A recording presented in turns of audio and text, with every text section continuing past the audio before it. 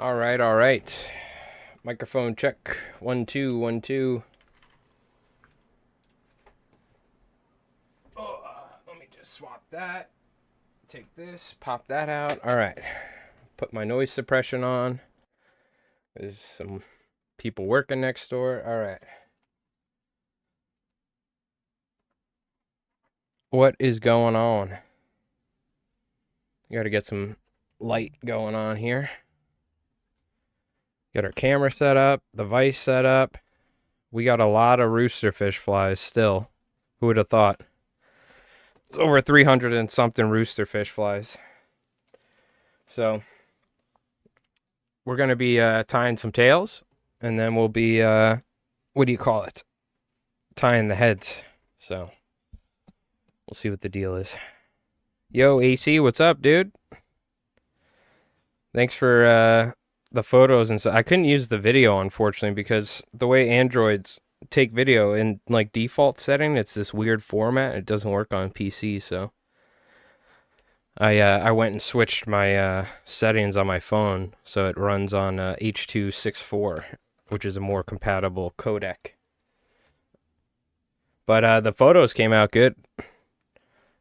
You're young as hell in most of the photos, so that was funny to see, but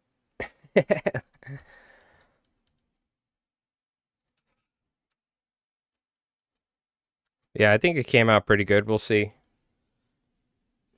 If anyone's watching here on Twitch or YouTube and you haven't, go check out after the stream, that is. Go check out the new fly fishing for striped bass video. So this is what we're tying today, because I literally have probably around 400 of these I gotta tie, but I'd say conservative number is like 340 or something.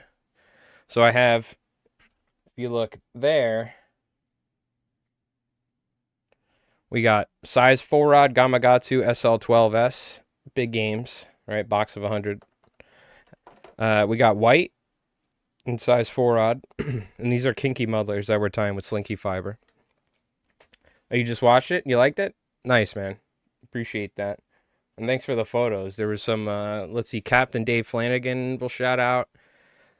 He sent me some awesome photos from his season last year. Mike Wright, who's a local fly angler here, he sent me some awesome photos, and we had a little conversation, so I included some words from him. Of course, Mark Sadati. And then, of course, Tim Regan, South Fork Salt. I hit him up. I was like, yo, can I use some footage from your channel? I'll, of course, shout you out and all that. And he was like, have at it. He was like, have fun with it. I'm like, all right. But we got some olive and we got some tan as well. So there's 24, 24. I need 60 of these bad boys. So you can see we got quite a lot going on. So this is what we're doing. Get the light set up. We got tails to tie. Oh, also, I'm in 4K. I got to switch that. Hold on, wait. I'm shutting the camera off. Oh, wait, I need the camera on for that, don't I? I almost made the same mistake I made last week. We got to put this to HD. There we go. Otherwise, the camera's going to explode from being in 4K capture. All right. Nice.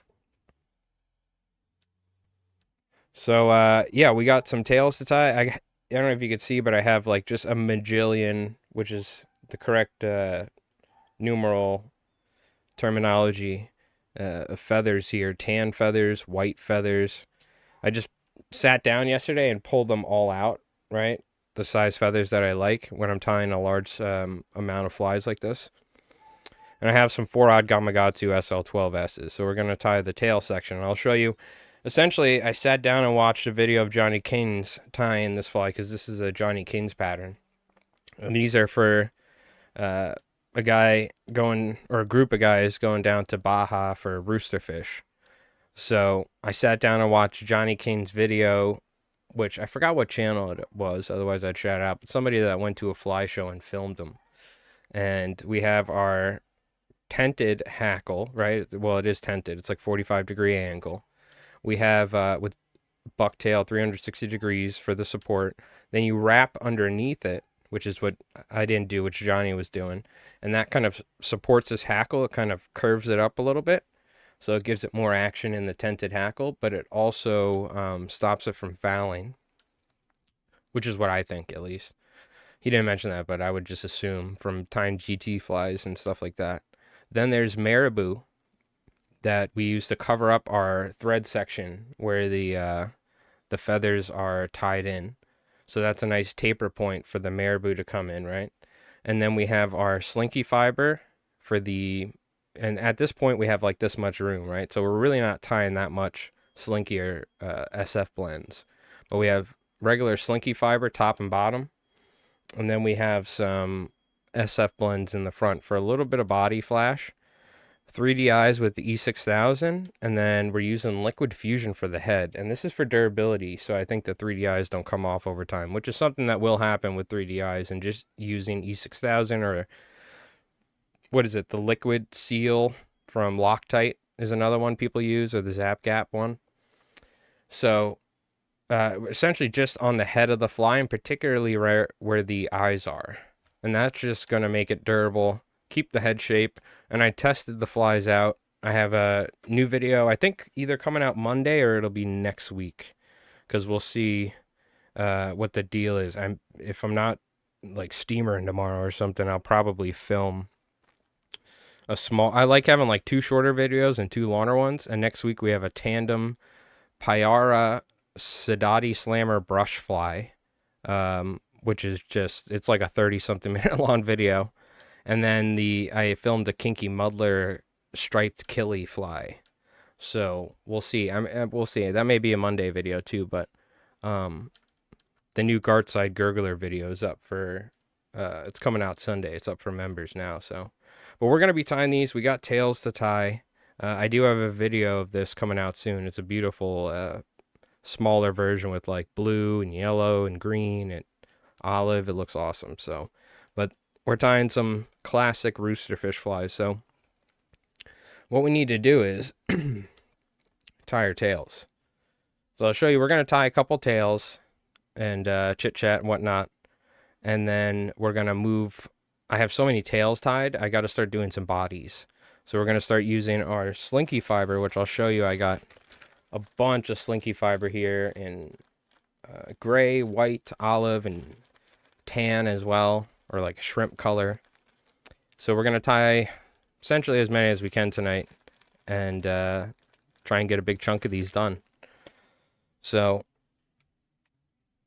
which at some point I have to go rooster fishing, because I've tied so many, or like giant trevally, vice versa. I've tied so many giant trevally flies over the years. At some point I will have to justify going on a trip for these sort of exotic game fish.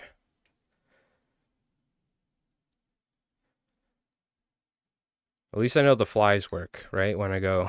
So I won't need to worry about that. I won't need to worry about changing flies, which I need to film the Jungle Slammer, we're calling it, which is my buddy Jeff went to Colombia recently and caught some huge peacock bass on my, I tied him up some Sedati Slammers essentially, but in almost like a giant trevally Sedati Slammer for peacock bass. And he said they were the only thing they were biting down there, pretty much because I really made sure I knew it was going to be turbid water. So I made a very bushy fly that has great action that you can cast easily, but it's still pretty big, 7-8 inches.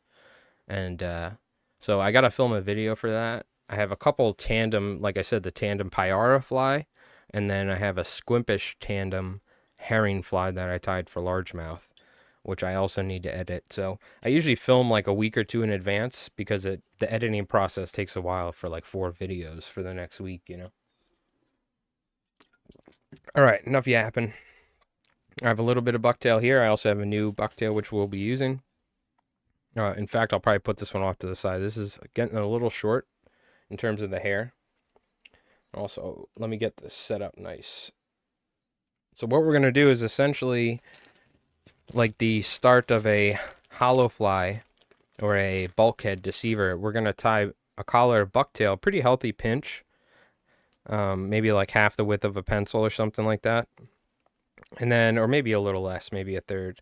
And then what we're going to do is essentially spread it around the hook 360 degrees.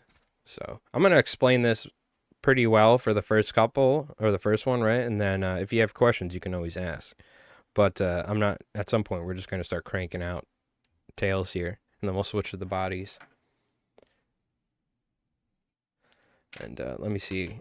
Let's get the light a little bit more intense because I have my camera set up for filming. So I took all the smaller hairs out. I do a couple loose wraps, like 1 or 2. And then I spread this around. And again, you can see this is a nice 4-aught hook. We've, in the past, I've tied, like I said, a good amount of GT slammers, they're called, for saltwaterflies.com. And customers were going and catching, essentially, you know, up to 40, 50, 60-pound giant trevally on this exact hook. So this is a really good hook. I don't know if I would catch like a tuna over, you know, 30, 40 pounds on it. But for your general inshore fishing, most species, even like larger game fish, this is such a good hook. Once you start getting up to the 6-aught and 8-aught, I mean, we use the 10-aught and 8-aught for sharks. And we've caught sharks over like 125, 150 pounds. So these hooks are really good. And the smaller sizes as well, they're even fantastic. They don't bend very easily. So this is my favorite Gamakatsu model, and this is what you find most guides request. They want the Gamakatsus. The stainless steel hooks don't rust as easily. They stay sharp. And they're just like, I mean, they've been around for so long. They're such a good hook. So. But I have been using some of the Arexes recently, which is an interesting option. So what we're going to do now is I have Chinese saddle hackle. And this is just essentially, let me get this set up.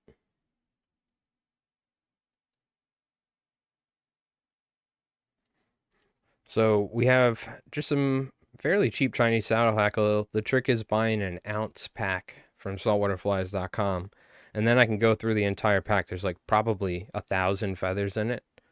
There's probably only about 1/3 of those feathers that are actually, maybe even 1/4 sometimes, that are the right length, right? That are big enough for a 4-aught fly. And I'm going to be tying them with the stems. A good amount of the stem. Now, this is something I learned from tying giant trevally flies. This area is pretty stiff right here. So even if it's blowing 30, 40 miles an hour, this section here acts as like an anti-foul, right? And it also gives us some nice bushy material right there. And we're going to have marabou. But so what we do with the giant trevally flies is we actually tie them at a curve up like this. It's kind of hard to see, but essentially it's like curved like this. And it's curved up, so it's less likely to foul this way. With these flies, we're going to be wrapping the thread underneath, so. But we're going to be tying these 45-degree angle, not flat, not flat like this, not flat on the side. You take it and either lay it flat one way or the other, and then we're just going to turn it. So you want it at a 45-degree angle, essentially. Doesn't have to be exactly perfect, but now the other trick, now I watched Johnny Kin's video like to a T like 4 times. So I have this understand pretty good. You want to just do 1 or 2 loose wraps. Because if you pinch down on it too much, this hackle is going to start flaring wildly. So we just want to get the right angle, something like that, to where it's not perfectly flat, but it's at an angle. And we're going to secure it down here in just a moment, but for now, this is the way it's going to be, so. I was doing voiceovers for videos earlier, so my voice is already getting shot. So just 1 or 2 wraps, loose wraps here. Getting our tent and our hackle. We're breaking out the Coleman Camping Series tent. And then we're taking some tan saddle hackle. And these don't have to be the exact same lengths. I kind of like having a little variation in my feathers. They actually look better. And that's something Johnny Keynes was talking about, so. Like most bait fish don't taper to the exact same point. You know, they're like a natural taper where they slowly come down. So if you have some feathers at different lengths, it's totally fine. Might even give you some better action, all you know. So again, you can see I'm just tying these in. I also look, generally they're attached at some point down here. So make sure the feather's not cracking, right? If this feather's, for instance, you can see it's cracking right there. If they're broken like this, you don't want to tie them in here and then have it broken like that. So we'll just take that. I'll probably either save that for another one or I'll put that for the size 2-odds because I have a bunch of 2-odd versions to tie as well as 4-odds. So you just take it, again, not perfectly flat. We're going to tent it. Lightly wrap it like this.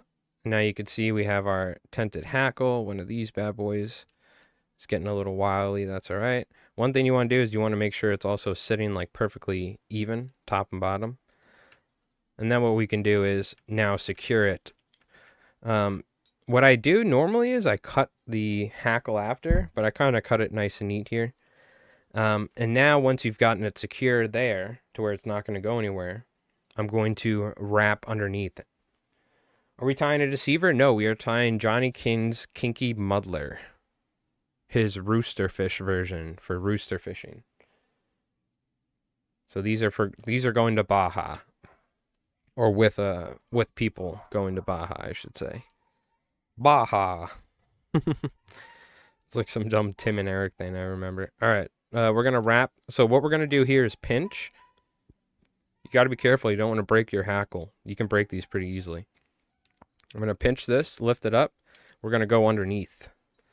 Pull nice and tight like we're tying a hollow fly and tie on top. And I do this 2 or 3 times. Generally, I find 2 is pretty good. So just like that. Now this hackle is, and the bucktail is kind of tied up like this.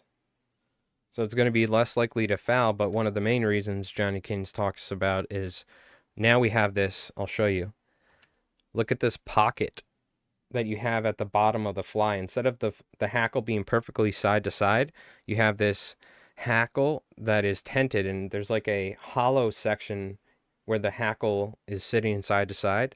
So this stuff, I'm telling you, I swam this the other day because I'm the next fly fishing for striped bass video, which just came out today. The next one, which will either be next Friday or the one after that, is going to be about 3 types of flies: topwater, subsurface, and weighted flies. So I filmed like 20 different flies the other day down at the water. I've been going down and fishing every day here locally, just for an hour or 2 in my creek to see if there's any fish. Nothing yet. The water, I'd say, is probably still like 45 degrees, maybe 46. That's just my guess. I don't know what it is. But it's cold. So we need the water to come up to like 48, 50 degrees probably. But the action, what I was going to say is I filmed a bunch of flies. The action on these things is crazy. It has a lot to do with how this hackle is tied in and how it's tented. Okay, so now this is something I do each time. And again, I'm going pretty slow right now. We're going to start cranking these out here. I think I have 16 already there, and I want to have 24. So we got to tie 8 more. And this is, so it'll be 7 after this. And we'll try and speed through these. Then we'll do the bodies later on. What I do is a pretty healthy amount of super glue right there. Now, I should have done a whip finish, but that's right. We can whip finish up forward. And then what I do is I take this, like, material that comes on the fly packaging or whatever, and I just go like this. And I just go all the way around. I make sure I get all the excess off, but that spreads the super glue everywhere. And the most important thing with this, I'm going to mention, let me move this closer because I like having this closer to me when I tie. The most important thing is that when we wrapped underneath that hackle, some of the thread is further back than the rest of the thread. I feel like if like a bluefish grabbed this and bit it in the right spot, it would just come undone, right? So I make sure to get that super glue. I like go back here because there's a hollow section like this. So that's just something I've been doing, which I think in the long run could definitely help. I have no idea if Johnny Kings does that. I couldn't see from the video, but when I tie flies commercially, especially for like exotic game fish where they could easily like rip up a fly, like a mahi or something, or like a, you know, certain game fish just destroy flies because they're just hardcore fish. So I try to like, then I'll put super glue almost every collar. A lot of times I'm doing it at like pivotal points, like every 2 ties, vice versa. Because if I had to apply it every single time, I mean, I would just never get anything done, right? Okay, now we're going to start cranking these out. Let me get locked in here. Oh, my back. All right. Jesus. A little slippage there. Okay. Yo, AR, what's up, man? I went out last weekend and caught a ton of bunker. You caught bunker? On a small clouser?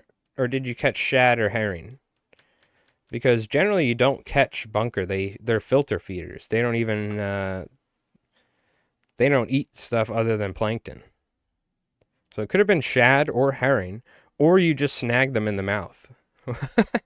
Which is like your traditional salmon fishing on the salmon river, right?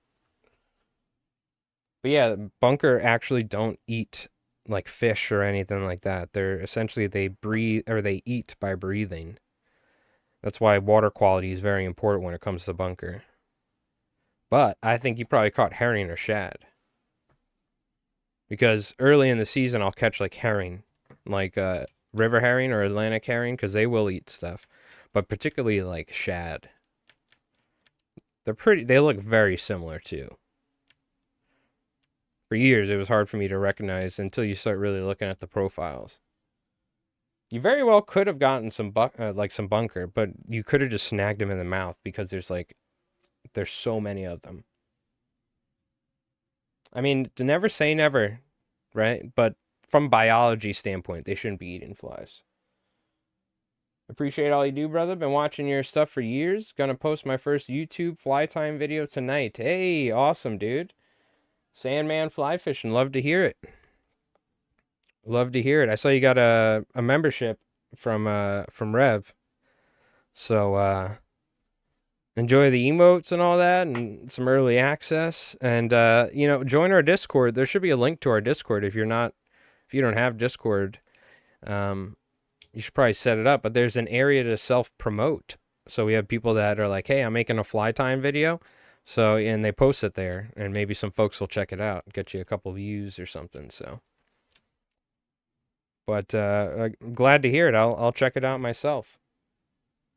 I've snagged a bunker with a fly in the past. Yeah, I've snagged them. I've never got one in the mouth, but there could be so many that you just literally salmon. You know how like people floss salmon and stuff like that? Steelhead. It's not like the right way of catching them, but they do it. They also used to beat them with baseball bats. So, you have Discord? I look for the link. Yeah. Hold on. Let me click this, and then maybe I can...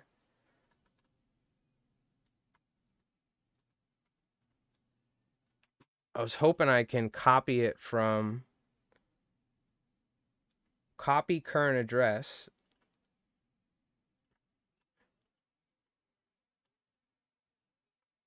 No, never mind. That's the wrong thing. Chat, restream chat. Let me hold on. Let me put a link in the see if that one works. If not, I'll put one from I'm on a different computer, so. Yeah, I got to set up my Streamlat or my Nightbot for YouTube. I haven't done that yet.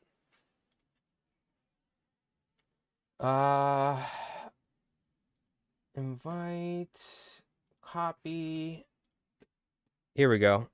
For anyone that wants to join our Discord, feel free to post any flies, fly tying, stuff like that. If you make any videos, you can feel free to share it as well. That should work. Thank you, Jen. It just doesn't carry from Twitch chat to YouTube chat is the issue, because you're on a different platform than Mr. Sandman. Okay. We gotta get going. Let's get some epidemic sound. Just a little bit of music in the background, perhaps. Do we have any playlists that I just haven't clicked in a while? I have a stream playlist. Let's click this. I haven't listened to a lot of these things in a while, so I'm curious. Oh, yeah. I remember these songs. We used to listen to them, like, over and over again. I do remember. Yeah, you got it, man. Yeah, share some photos of your flies. And whenever you, if you want to share a video when you post it in the, there should be a specific section, like a chat area for promotion, self-promotion it's called, I think. But thank you, Jen. What's going on, Jen? How you doing, man? By the way, that one photo came out, and I also used your photo on the Clouser minnow video, because it was such a nice photo of a bass with a Clouser in its mouth in the water.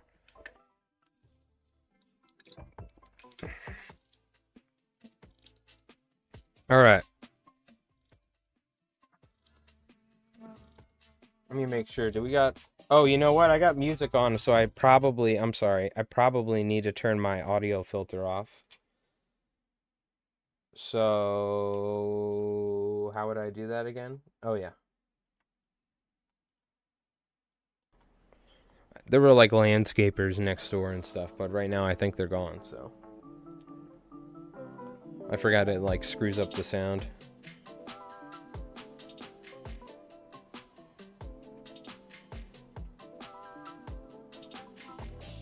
I want it kind of nice and quiet in the background, so let me know how the volume is.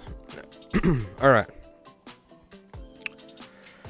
Let's start cranking these out, shall we? Let me adjust this slightly. You guys let me know how the music volume is.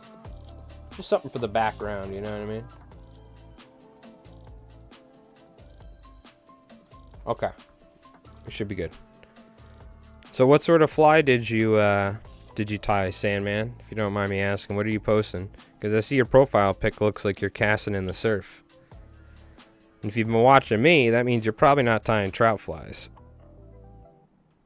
What are we talking about here?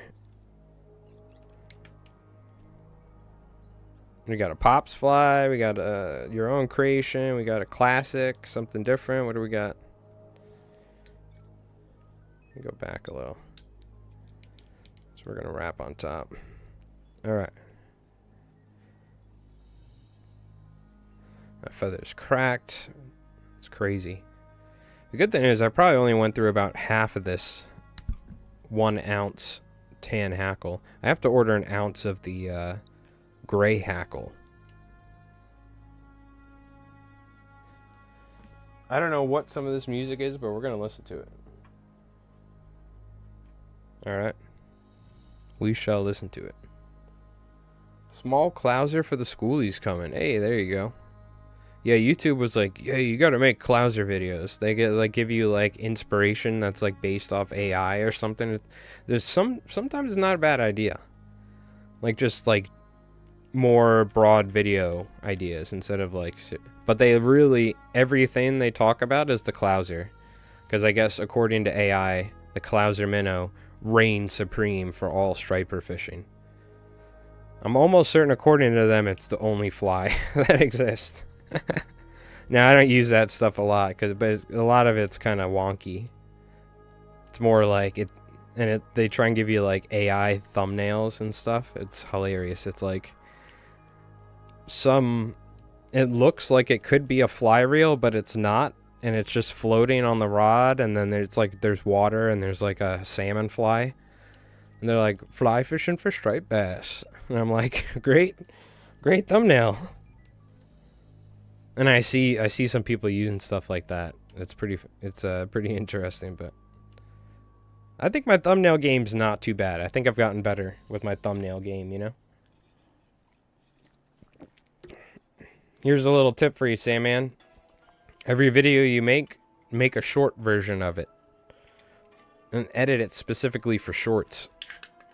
Cheers, by the way. You'll get shorts that get 10, 15,000 views or like 1,000, 2,000 views. They really pump the shorts. And then you could have the video linked to it so maybe people could go watch it. But YouTube really wants me to make shorts. I like long form content. I'd rather make a 20-minute long video, but that being said, since I've started making some shorts, it's really helped, so I like expose my channel, you know. I've been out of tying for a little, so I wanted to start with something simple. You live in Nantucket. Oh man, we live in Nantucket. I once knew a guy on YouTube from Nantucket.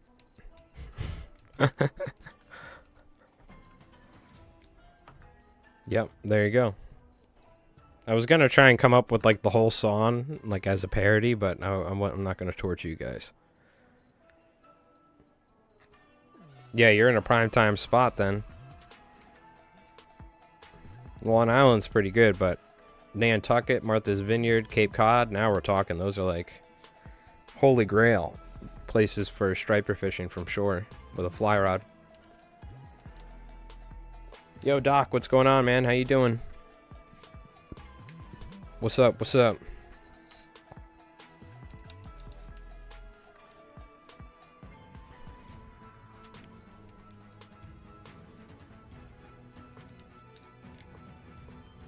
Also, let me know if we go out of focus. Sometimes I get in the zone, I start moving the vise. The vise becomes fluid. It becomes one with me, you know, and it starts moving around. So let me know if we go out of focus, alright?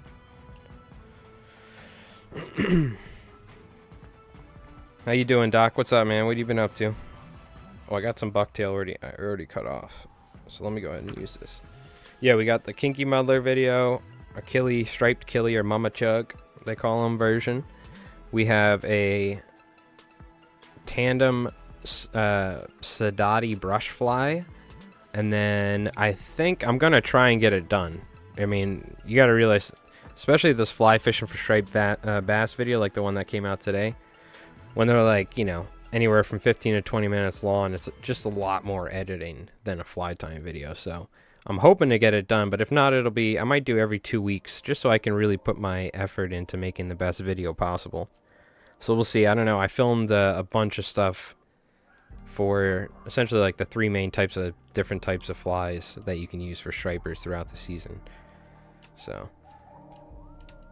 yeah, it's funny, this video that just came out kind of started as an idea of like, oh, I'll talk about different flies for the year, and then it just morphed into me talking about essentially the entirety of like spring fishing.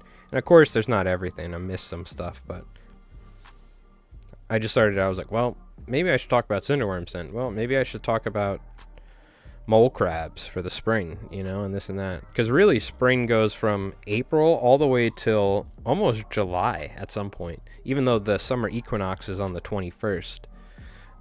The way striped bass kind of act, you know, if we're talking about summer striper fishing, Mike Wright made a great point. A lot of times the fish will, up until July at some point, will kind of act a certain way, and then they kind of move and they settle. Nantucket, the inferior island. Oh man, do we have some Massachusetts drama? Anyone connect with the fly rod yet this spring? First off, what's going on, Ethan? How you doing, man? And Jay, what's up, dude? No, I've been fishing every day yet. Well, people have definitely caught stuff, though. I mean, I saw photos from, what do you call it, on the water. Like, some people have caught fish on the fly. Out in, like, New Jersey, especially. So, why aren't you catching fish, Jay? Is what I want to know. My water temps are still, like, 45, 44 degrees or something like that. So, I've been going every day, though, since April 1st.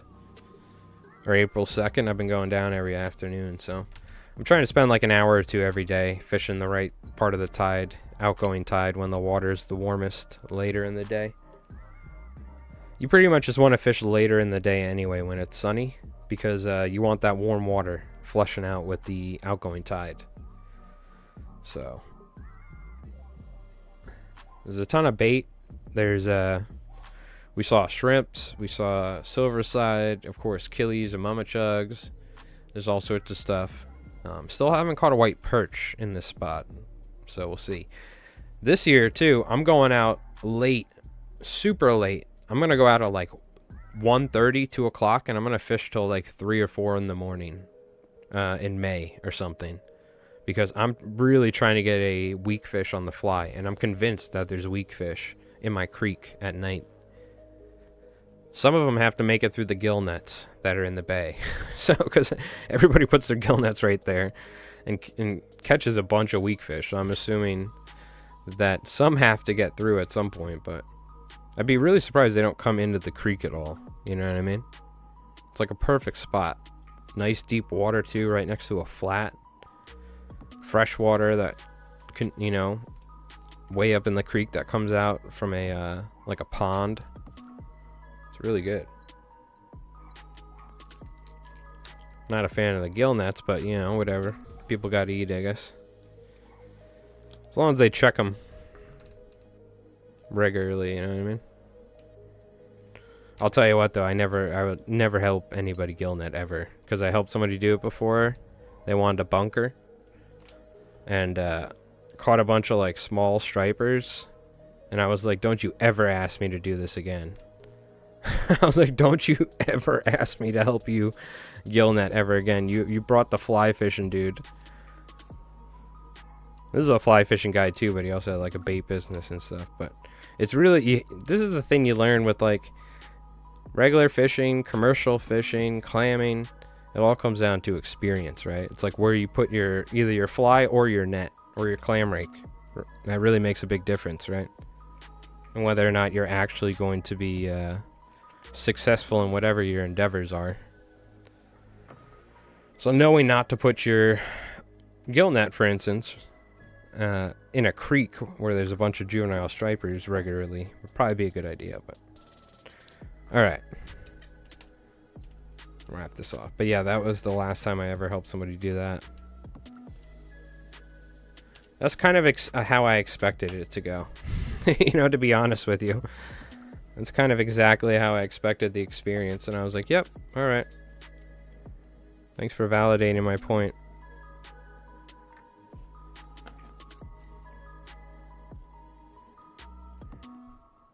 If you do it in the right spot, it's not that harmful, and you have to check it regularly. Anyways. So, let's see. We tied, I think 3 in total. We needed 8, and I said we would do like 5 more. We don't have to do all of them. At some point, I'm going to want to start just tying the bodies here, because as you can see, I've been tying tails for like days. And I need to remember, I almost forgot, we have to do our marabou transition. So, we'll do a little bit of marabouing here in a sec.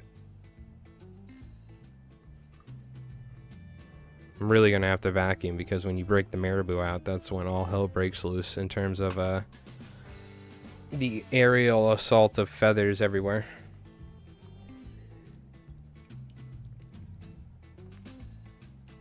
Hope all's well with you in chat. I'm doing pretty good. Can't complain. Just busy, man. As usual. I tried out that Schedule 1 game with my buddies where you're like growing weed and trying to move up to meth and stuff. It's a pretty fun game. But I was like, dude, I can't. I'm so busy with YouTube and fly tying at the moment that I can't like get sucked into video games. You know, I just have too much going on. I was like, man, this is so much fun, because I haven't played anything in so long. For those of you that don't know, I used to be gaming pretty hard back in the day, but when you're your own boss, you kind of have to be pretty strict with whether or not you, when your playtime is, you know what I mean? Maybe I'll allot myself an hour to play later or something. Oh, sorry, my hour's up. Gotta go, boys. Back to, I gotta get back to Roosterfish Tales. Dude, what the hell is going on out there? There's like landscapers or something. They must be just like throwing rocks or something. It's hopefully you guys aren't hearing all that. There's a bunch of like clanging and banging going on out there. Okay, yeah, we got hired to make a bunch of noise, so it's about that time.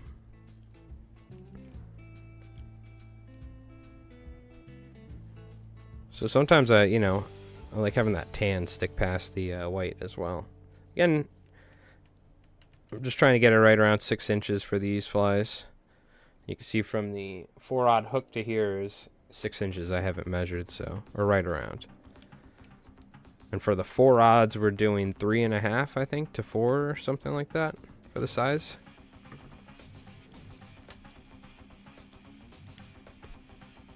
And it's pretty important. Again, you want to wrap under, on top.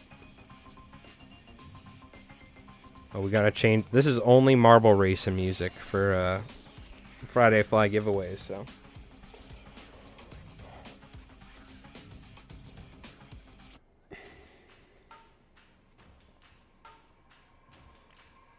You guys gotta remind me later. Oh, I gotta change this. You know, let's go back. and let's go to our regular liked videos. Remind me later, I need to input the last Friday video from or last Friday's video, and we got to pick a giveaway winner from a commenter on YouTube. So I kind of want to do that on stream. I'll have to screen record it as well, but so that way I can throw it in a video, or I guess we could just take a screenshot. Doesn't really matter. I put it in a video last time, but I could make a post. It was the blonde fly video, which didn't get a lot of views, so maybe not a lot of people saw it anyway, so might be better just to make a post and tag the person. So you know what? Now's probably a good time to... We've tied a good amount of tails. I do have more to tie, but that's fine. What I will do real quick, let's just organize the feathers. Let me zoom out. Just so I can, like... I don't want these feathers to get completely destroyed, because I still have to work with all these. Which, by the way, I probably have like another 30-something of these tan and white tails in this size to tie. And then we have like 48 gray over white, which is... I thought I ordered enough hackle, which I'm telling you, this was a lot of materials I ordered for this. I don't think I have enough. I have a feeling I did not get enough slinky fiber. But we'll see. Now, the one thing is we don't want to tie too much material. You want enough material on this fly to where it's going to have a full head and profile. Right? But you don't want too much material to where it's not going to swim properly. So you end up trimming a lot of it off. Like, you have a beautiful 3D profile, but... So I think I'm probably... It's really like, if you only need it to be like that, then we shouldn't be tying our material this long. Right? So I just need to make sure I have my size of collars for the V-ties properly set up. And that way we'll waste less material. And we, you know, I think this is a good amount. The pinches on the amount of material that I use. Because you don't want any hollow areas when you trim it if there's a gap, right? So this came out pretty good. So this is how we're going to do it. Usually, like, for instance, the people that ordered these flies, I was like... Tied sample, watch the Johnny Kings. I'm like, all right, here we go. Bada bing, bada boom. Send it. They're like, all right, perfect. I'm like, okay, this is how I'm doing it. So now we need some marabou. Let me also get this tan hackle out of the way. It's beautiful. And I'm telling you, nothing wrong with Chinese saddle hackle. Just gonna say it. You don't need the best saddle hackle for your regular fly fishing, right? Oh God, here we go. All right. I am going to turn the music off. Because we got freaking leaf blowers going. I mean, they just leaf blowed. Really, I'm sorry. They were leaf blowing for like 4 hours the other day. And they're going to do it again. So let me put my noise suppression on. I'll turn the music off. You guys let me know if you can hear it. Because I got my window open because it's like 70 degrees in my room right now with all this equipment. You let me know if you could hear it through the noise suppression, and I'll close my window. Hey, Nicholas, what's going on, man? Thanks again for the recommendation on the Lefty Cray Pro Series. It should be here Monday for me. Nice. So if you don't mind me asking, what's the price on the size weight you got? Because I'm pretty certain I remember them being around $130 to like $160, depending on the size fly rod you got. So I'm curious what you picked it up for. If you don't want, that's fine, or the general price range. But I'm pretty certain, which I gotta say, I'm using one right now, a 7 weight, and I was casting like squimpish flies. It came out to be 130, but was on sale. So yeah, it's probably around 150, 160 at full price. Which, I mean, for a fly rod, you can't go wrong. Just don't high stick any bluefish. You get a bluefish close by, don't hold the rod above the butt. You know what I mean? And bend it in. And that's the only way I've ever broke the TFO Lefty Cray series, is fighting small bluefish, holding it above the butt while I'm trying in a boat and I'm trying to get a small fish in. Which is pretty ironic. You know, I am going to close my window because this shit's going to be so loud right now.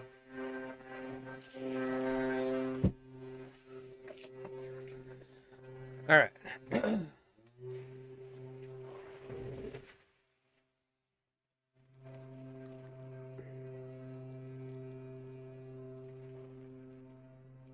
Which hopefully you guys don't hear it. Because I'm telling you, freaking landscapers drive me crazy. Like, we don't even have grass on my property. I have such a small amount of property anyway. Most of it's like vegetable garden or just like dirt or like, natural like moss and stuff, however it was. But dude, these landscapers come like 3 times a week. It's like lawn mowers, leaf blowers. Holy hell. For like hours at a time. The best part is the people that come here, like only come here for a day, like every month or a couple days. It's ridiculous. But who am I? I'm going to stop being a curmudgeon, an old man. I'm getting old, you could tell. These damn leaf blowers. You keep that in mind? Yeah. I'm telling you, dude, it's the only way I broke them. All right, so we got some marabou here. Now, ideally, I would have beautiful marabou quills that are this long, soft, ready to wrap. Yeah, this is the reality. Even Johnny Canes talks about it. He's like 1 in every 100, or like one out of, like a few out of the pack will be like perfect. And I'm like, oh, great. But you just got to look and see, all right, can I use this? Now, really, we're only doing a handful of wraps, 2 or 3 at most, maybe 4, because we don't want to add too much. We're just, if you see here, we have where our, let me go in here.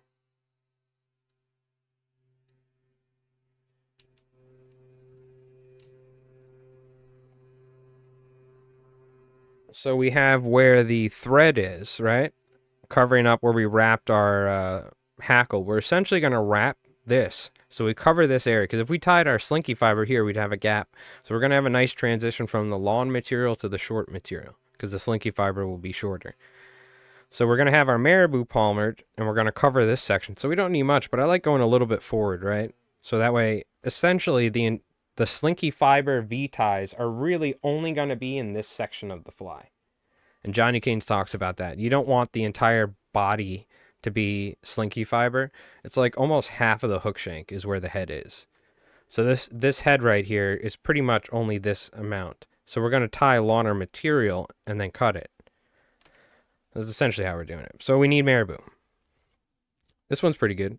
We'll use this. This is nice. If each one was like that, I would be more than happy. I have a feeling a lot of them are shorter, but it looked like most of these I can use. Not an exact match, but you know what? Hey, guess what? If you ever order tan, there's like 30 different tans, 30 different olives. Really, olive and chartreuse are the best examples. You can go into a shop and look at olive bucktails, and they'll have like 8 olive bucktails on different racks, because when you get bucktails, or really any fly tie material on olive that's natural and dyed, you end up just with a lot of variation from the amount of dyes, what sort of dye they use, vice versa. Now, something I'm going to do here is a very small amount of super glue. Very small, like that. And then I'm going to take this and palmer it. We're just going to wrap forward, guiding the feathers as we go. We don't have to get too close together. And then at some point here, which I'm on the next ones for speed, I'm probably going to strip them ahead of time so I don't have to deal with all this mess. But we're just going to kind of get to a point to where we like it near the base of where our hackle came down. You can see I kind of pull it so I can work with it. And then I'm going to pinch it like this and just wrap down. And now pull it tight, almost like a dubbing brush afterwards. Real quick before we do anything else, you can actually do this, which I haven't done in a while, but Johnny Canes did. It was a nice little trick. This is what steelhead guys do, guys and gals. We're going to brush that. Now we can wrap on top. God, I can't even talk. Now we can wrap on top, okay? And we're wrapping on the quill of the marabou that we just palmered. It's just going to be extra durable. And you see that was probably, I don't know if you got, I didn't even pay attention. I don't know how many wraps that was. I would say that was probably like, I don't know, 4 or 5 wraps, maybe 3 or 4 wraps. And you could see now we have a nice transition, right? Yo, what up, Brock? How you doing, man? Hope you're doing well. I've got to tie some of these with a white body and red head. Yes, that sounds great. I was fishing the redhead whistler today. I'm waiting for these landscapers to leave, and then we'll pop that window back open. You're good? Good. I'm glad to hear it. How's the airbrushing been going? I haven't been able to play any Warhammer recently. I haven't been able to do any painting either, airbrushing. All right. Being that we're going to do a couple of these, we got to keep moving. And then we put super glue over this because this is a pivotal point in where we're tying different material like this. Boom. So we're just going to start wrapping some marabou. Maybe we'll do like, I don't know, we'll try and do maybe like 6 or something. We'll do like 6 heads. I'm just going to do, after a stream, I'm just going to have to put my head down, and probably usually Djibouti show is streaming on Friday nights. I'm just going to put their stream on and tie some flies. Lifliehi. Yo, Brew, thank you for the Lifliehi. I mean, thank you for the resub, my friend. Appreciate that on Twitch with the 63 months. Give it up. Round of applause. Thank you, my friend. Oh, what is that? There's years. 3 years is 36. So it's got to be like 15 years. If my math is right. You've been a sub. Unbelievable. Thank you for the support, my friend. You're forever immortalized at the end of my Flytime videos as a Twitch sub, being thank you'd. So I should highlight your name and some of your guys' names specifically, but there's no favorites, obviously. It's Brew. No, I'm joking. Thank you, my friend. Appreciate that. Been watching for a long time. Yeah, it's been a while, man. 6, 7 years almost on Twitch. YouTube a while too, but I didn't really put a lot of effort into YouTube. Nowadays, I'm almost treating it like a job, so it's I've been having fun with it, but I appreciate everybody that's been watching over the years, so. And all the new folks too. A lot of new folks tuning in watching, whether on Twitch or YouTube recently, so. Particularly on YouTube, obviously. I've been getting like 160 to 300 subs a month, so I appreciate everybody that's new and has been watching, so. Welcome on in. It's only going to get crazier as the season goes. Got a lot of videos to film. And we're doing a lot of like, almost more like subject videos, you know, with like fly fishing for straight bass or vice versa, those things, as opposed to just tying flies, which is what I've done for years, so. Or just like post fishing videos where it's like footage from a stream, you know, where I'm filming or just happen to be recording. So we'll see. I have a ton of different ideas. I had a great idea from Tony. Hit me up on Instagram. There's a couple Tonys I watch, but. And now this is. I would love your folks' ideas. You can feel free to post these in the Discord or even in a comment section or something. Just remind me, or you could tell me. I'll try and write it down. But like, what are flies? Like a good example of what I think of the video topic is like 5 flies you can tie with just one material. So essentially, you know, things are getting tough nowadays, and you can't be buying 10 different types of material just to tie one fly, because you need hackle, you need rubber legs, you need this, you need that. So what's a material that you can get the most bang for your buck? I'm saying bucktail. Probably will be numero uno for me. Bucktail, deceiver, hollow flies, I mean, raise flies, whatever. Obviously, you can add things like flash and body braid and stuff, but you could theoretically just leave that stuff out. Blonde flies, you know, whatever. You could tie just anything with bucktail. Saddle hackle, semper flies, seducers, the Ely by Ken Abrams, for instance, right? So what are some good examples if you guys have any? Obviously, Steve Farrar fiber, you could do a bunch of stuff. Slammers, 3D flies. You could probably do kinky muddlers with them, right? You could do all sorts of stuff. So I thought that was a great idea because I'm telling you, I tie flies for a living and buy material essentially at full price most of the time, if not with a very, very slight discount. And yeah, it's expensive, and it might get even more expensive with the way tariffs are going and stuff. So, because a lot of material is produced overseas, there's a lot of stuff that we use that's made in the U.S. A lot of the hooks and stuff like that and certain materials are, but.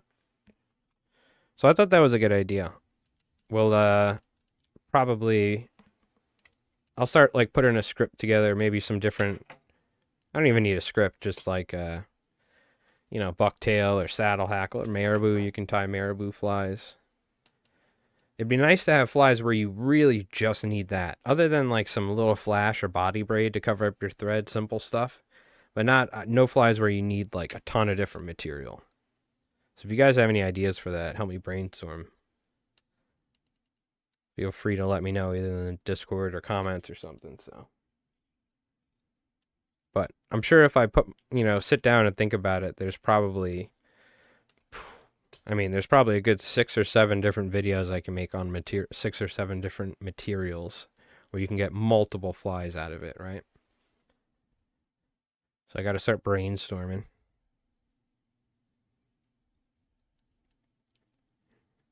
But so shout out to Tony, appreciate it. Great idea. I don't even remember exactly what that Tony's username is. I know it's not Tony and Chloe, it's another Tony, so. I got a whole lot of Tonys around here. Hey, yo, whoa, whoa. I'm Tony. All right, we're going to wrap this now. Keeping my thread forward. We're just going to cover up our hackle.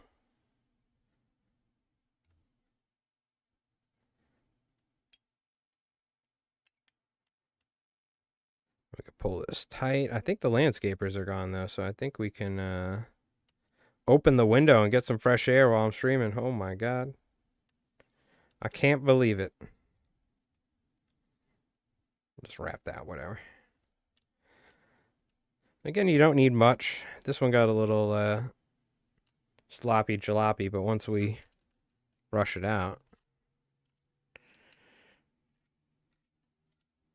it depends how, you do want to be conscious, especially if we're tying these for rooster fish. You want to be conscious about the amount of material on the fly. You don't want it to land, hit the water, and boosh, float like a popper, right? I only use Eagle Claw. Nice. Eagle Claw 254s are my favorite flat wing hook. That's the only hooks like Kenny Abrams, Ray Bondurant used.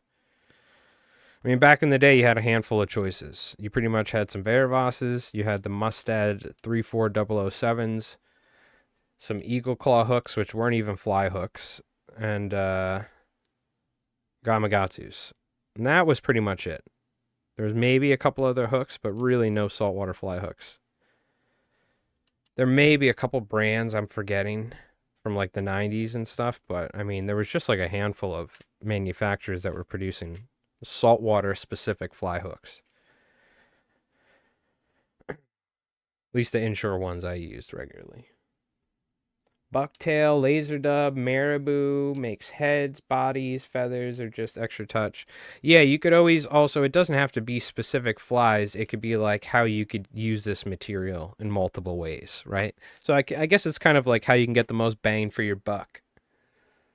But you could give specifics, right? Yep, back in my day. That's right. What's going on, Riverfront? Hey, yo, I'm fly tying over here. There you go. I know a couple fly tyers that sound like that. They're probably from up the island or something or out. Mm-hmm. All right. Nice fresh white claw. Sheesh. Yeah, I'm hoping this. We haven't had a other than the Pamet special.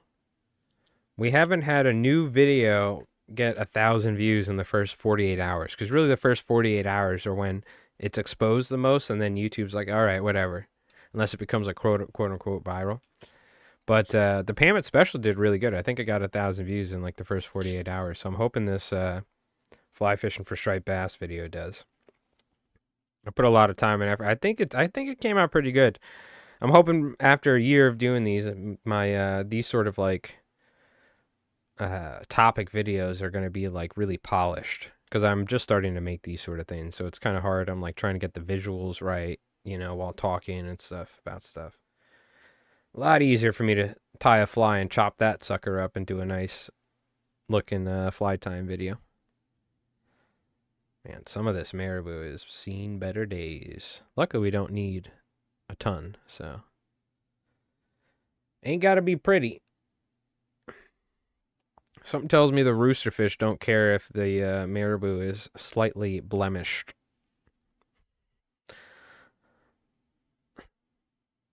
That would be funny, though. They're like, nope.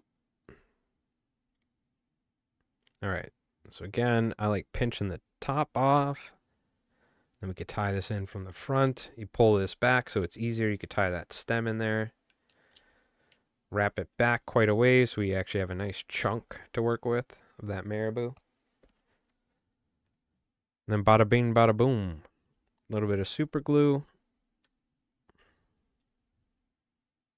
We'll do a couple more of these and then we'll start doing the heads. We'll probably take a little break here soon. I might go grab like some pretzels or something to eat while munch on some snacks or something. I downloaded all my VODs of my latest projects to make a full time lapse. Oh, very cool. Yeah, that's probably a great idea if you're doing like one long thing, then I used into that. Unfortunately, I don't necessarily always get to stream at the greatest quality, and now I like film all my videos in 4K, I used to take the stream footage and the VODs and make fly time videos, but it never just worked out, you know what I mean? But I'm doing like very close detail stuff. If you're like, especially with painting, I think you could probably make an awesome video. And you probably stream at a higher bitrate than me, so because my internet just sucks. Shout out to Optimum. They were like, Optimum Fiber, the best in internet gaming for Long Island. I'm like, yeah, okay. Okay, buddy. I have a standing blood feud with Optimum, and they're cutting my, what do you call it, my bitrate down because I used to stream so much when I streamed like every day. Like it's all nice and dandy, and then when you start streaming every day for 2-3 hours, you're using a lot of data. And they're like, oh, hell no. Like, we don't know who you think you are, but you ain't got that many followers, all right? They cut me down, and you just see the stream, like, just start dying all the time. We'd be screaming. Everyone in the chat would be like, damn you, Optimum! How dare you? Fully meal marabou a go with all the stuff on the bottom removed, so they are supposedly they are hand-picked, sorted, so you pay a little premium. Gotcha. Okay. Very nice. I gotta say, this ain't bad, right? And I just had to go to the store and get it. I'll show you. You want to see some primo marabou? You want a little trick? Little hidden Li Flies mic trick? Some of the best materials I ever got were not even from fly tying places. I hate to say it, but Lure Parts Online has fantastic. Let me see where my Lure Parts Online marabou is. These big bags. I think these are the ones. Or Angler. I'm sorry, not Lure Parts Online. Angler's Workshop. There's another lure manufacturing website. Dude, these marabou is sick. Look at that. This isn't even for fly tying. This is cheaper than fly tying marabou. And I think they came in like quarter-ounce bag. They were pretty big. You could get them in ounce bags as well. So if you're like, building spinner baits and all that. But dude, check out these. Like, ooh, baby. You could probably get 2 flies out of these each. So that's a little hidden secret right there that you have to pay a premium in the form of just watching me sometimes. That's the premium. You got to pay the price. I know it sucks. But yeah, Angler's Workshop. Also, Lure Parts Online. Lure Parts Online doesn't have as good quality material. Angler's Workshop, though, I'm telling you right now. I used to buy all my Mustad C70s from them because I could get like the 50 boxes, and I was ordering like 20, 50 boxes at a time. I was like, they were like, all right, this guy probably ties a lot of flies. Ounce bags. No, we're talking weight. Now we're talking weight. I have a haberdashery close to me that does marabou by the ounce, but only certain colors. A haberdashery. Very nice. Now, I know what this is. I do. I'm not even memeing. For a second, I was like, what? Is that where you get your hash? Uh, who in chat doesn't know what a haberdashery is? Then I will explain it. Because I'm going to be honest with you. It's kind of a term you don't hear in the States a lot. But over in Ireland, I mean, dude, yeah, what if you're out fishing and, something happens, you need either a pair or a custom something? I don't want to give too much info away. You don't know? Brock, it's I believe they make hats or they repair hats or they make hats. It's a haberdashery. Oh, yes, I'm going to head down to the haberdashery and get myself another bowler. Aha. And am I wrong? Is it a place where you get your hash, Doc, and they sell marabou? I'm pretty certain it's hats, right? Really, the only place you ever find that sells feathers, other than like craft stores and stuff, is either fashion shops or places that like make clothing, like custom clothing, will have sick feathers. Hats and making fabrics. Yep, there you go. A haberdashery, right? Is that how you pronounce it? Haberdashery. I just picture some like Englishman walking with his cane and a little monocle. Oh, yes.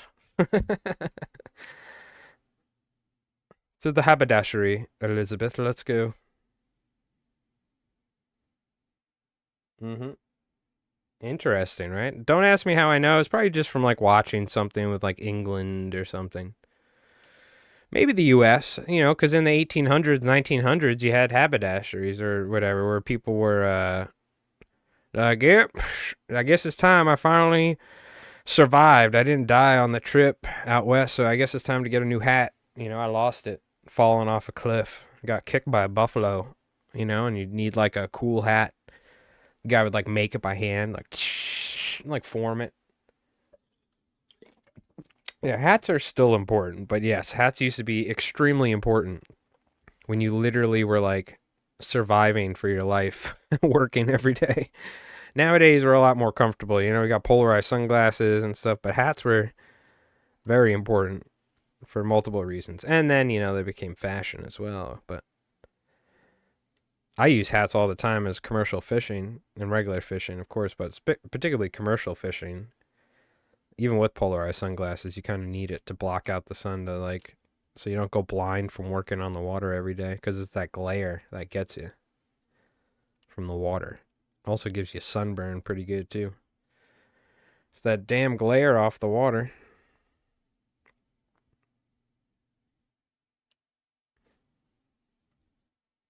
It's that damn Sasquatch. He ate all those kids' sandwiches. Apparently they're remaking Billy Madison. They're doing Billy Madison 2. Did you hear this or something? I don't know. I mean, yeah, I don't know. Such a classic, right? Growing up in the 90s. I don't know if it... We'll see. I feel like it could be one of those, like, they should have left it, as a classic and not... But who knows? Maybe Adam Sandler will kill it. I haven't really watched Adam Sandler stuff for a long time because it's became like same old stuff after a while. I get sucked in watching the guy on TikTok shape cowboy hats. I probably saw it on like YouTube Shorts. It's probably the same dude. He's like making hats at like Renaissance fairs or like custom shows, like Burning Man. He's like, like forming it. Yeah. Mm-hmm. I'm gonna be honest. I try not to get sucked into short content because you can lose a lot of time scrolling, doom scrolling. I've been trying to be using my time efficiently, but even then, I still get caught in the YouTube algorithm every once in a while, and I'm like, no. Like 30 minutes goes by, I'm like, what did I do? I could have got so much done in that time, but I was doom scrolling. No. They got me. Or Instagram, because Instagram's just overloading me with memes all the time, particularly like memes about Warhammer 40K that me and my buddy send all the time to each other. And there's some good ones, or like D&D memes, or brain rot shorts. Oh my god, yeah, some of them are really just like, yeah, meant to definitely give you brain rot for sure. He's in a cowboy hat shop. Hats are 600 to 4K each. It's crazy. Yeah, I'm gonna be honest with you though. Nowadays, like, if you're gonna spend $400 or $500 on like a handmade thing, I could see like a handmade cowboy hat or like boots. Like that sort of stuff takes time, right? As somebody who makes things by hand and sells them, uh, I definitely have an appreciation for how much time a particular thing, and also you're paying for experience, obviously, too, right? Now, saying that, would I ever spend 500 to a couple of grand on a hat? Hell no. I get free hats. I'm like, oh, you got a free hat? Psh, I'm wearing it for the next 2 years till it falls off when I'm on a boat. There you go. Hey, but maybe one day, there you go. We'll get that 4K custom hat, and then it'll fall off while I'm in a boat, right? But I'd have it at some point. What am I doing here? Stop. I keep thinking about haberdasheries. All right. How many marabou tails did we do? We got to do one more. We did 5. And now on this last one, we'll start doing the slinky fiber. I know. I really should start with the tan because I only have 2 packs of tan. Something tells me I probably should have ordered about 20 packs of white. Maybe not 20, but like I think I ordered 6 or something. I should have ordered like 12 packs of white, to be honest with you, because I have a bunch of white ones and then the white is on the belly of all the flies. But we'll see.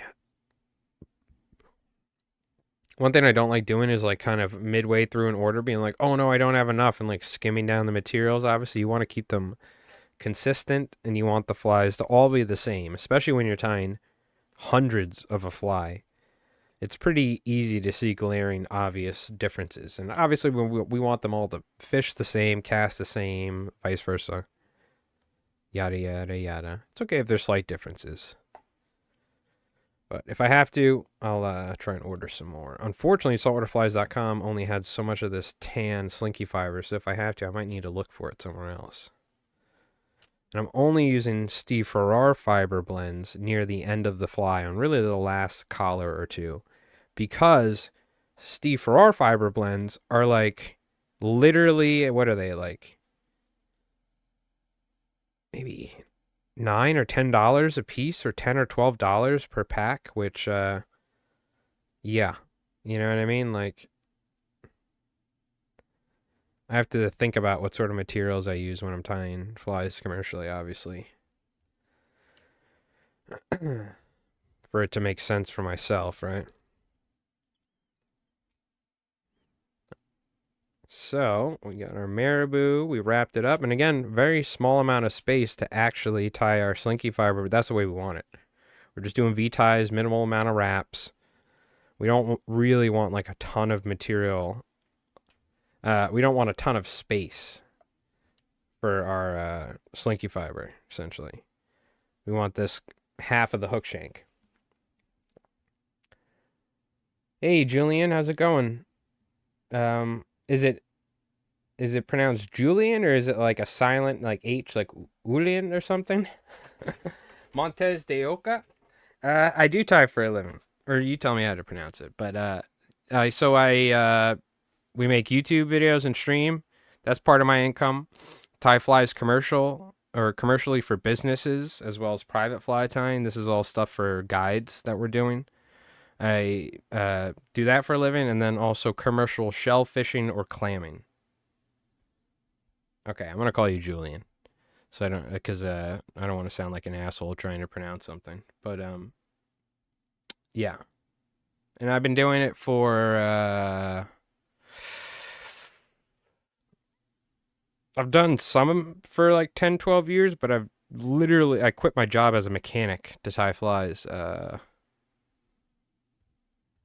before I started streaming on Twitch, so probably 8 years ago or something.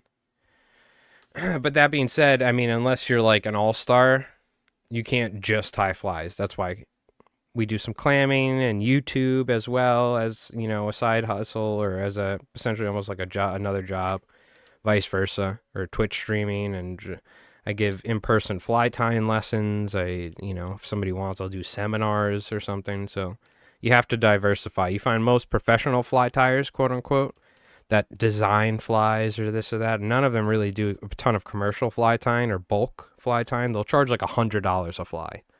Somebody ties like really amazing hollow flies like Ben Wally or somebody. But, people that are tying commercially, it's like, it's definitely different. You find people that, they generally have like businesses and stuff if they're doing this. And it's like, or they're retired, right? You live in CT getting into striped bass, and I love it. Nice. Love to hear it. You have some great fishing in Connecticut. You should check out, I believe, The Complete Angler in Connecticut. And then there's also another shop, but check out Captain Ian Devlin on Instagram. He's in Connecticut. He's one of the best like guides there. But there's a couple fly shops if you fly fish or you fly tie. And I think The Complete Angler, and there's another couple shops in Connecticut. If any of you folks know someone, feel free to say some of the shops. Yeah, his stuff's great. Yep. You probably know his yak hair, his Sadati slammers he ties. Yep. Okay. You know what's up. If you know Ian Devlin. Which, Captain Ian Devlin's the reason why we kind of, essentially everyone figured out. He was hypothesizing as well, but everyone thought the bluefish were spawning. The 15 or the 10 to 20 pound bluefish that come in and tail in the Northeast, and we get them every year. We're lucky, but a lot of places used to have this sort of phenomenon every year. We get it in May. Thousands of giant bluefish on the surface, and they thought they were spawning because they'd be 10 in a row in daisy chains. But it turns out what Ian figured out, and like talking to some people, and I think that's really what it is. I don't think they're spawning. You don't see them doing spawning activity. Is that now it could be wrong. He could be wrong. Anyone could be wrong. Whatever. But it's a gestation activity. So they're digesting all of the adult bunker that they've been eating in the ocean, and they're sitting in the peak sunny parts of the day in the warmest areas of the bay, high up on the surface, sunbathing essentially. And that's why at times they're very skittish and they don't want anything to do with lures and flies. But a lot of times, they just crush poppers. They're still bluefish no matter what. So. False albacore are being caught off the coast of North Carolina already. Hell yeah. Dude, in Florida, they use them as grouper bait. You know what I mean? So, I live in Eastern Connecticut, so I live close to ponds and the Pawcatuck area. Okay. I'm not too familiar with Connecticut, but I do fish the Sound on the North Shore of Long Island, right? We're out of thread, so I need to grab another mono spool. So let me grab that.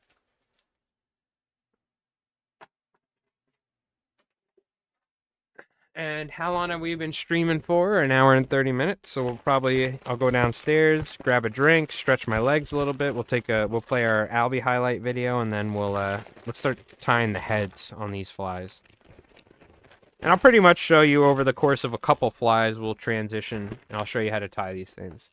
But yo, Rabbit Penguin. Lively Heart Gold. Thank you for the resub, my friend. Coming in with the 2 months with the Prime. Let's go. I appreciate it. Securing your name on the thanks for support on the end of my YouTube videos. I see you. It's funny because I just edit YouTube videos every day, and I have at the end of my YouTube videos, it shows my YouTube members, my Twitch subs. So I see all your guys' names, Crag Roll, Doc, Rabbit Penguin, this and that. So it's funny. But thank you so much. Appreciate that. Get some LA Flies hearts in the chat.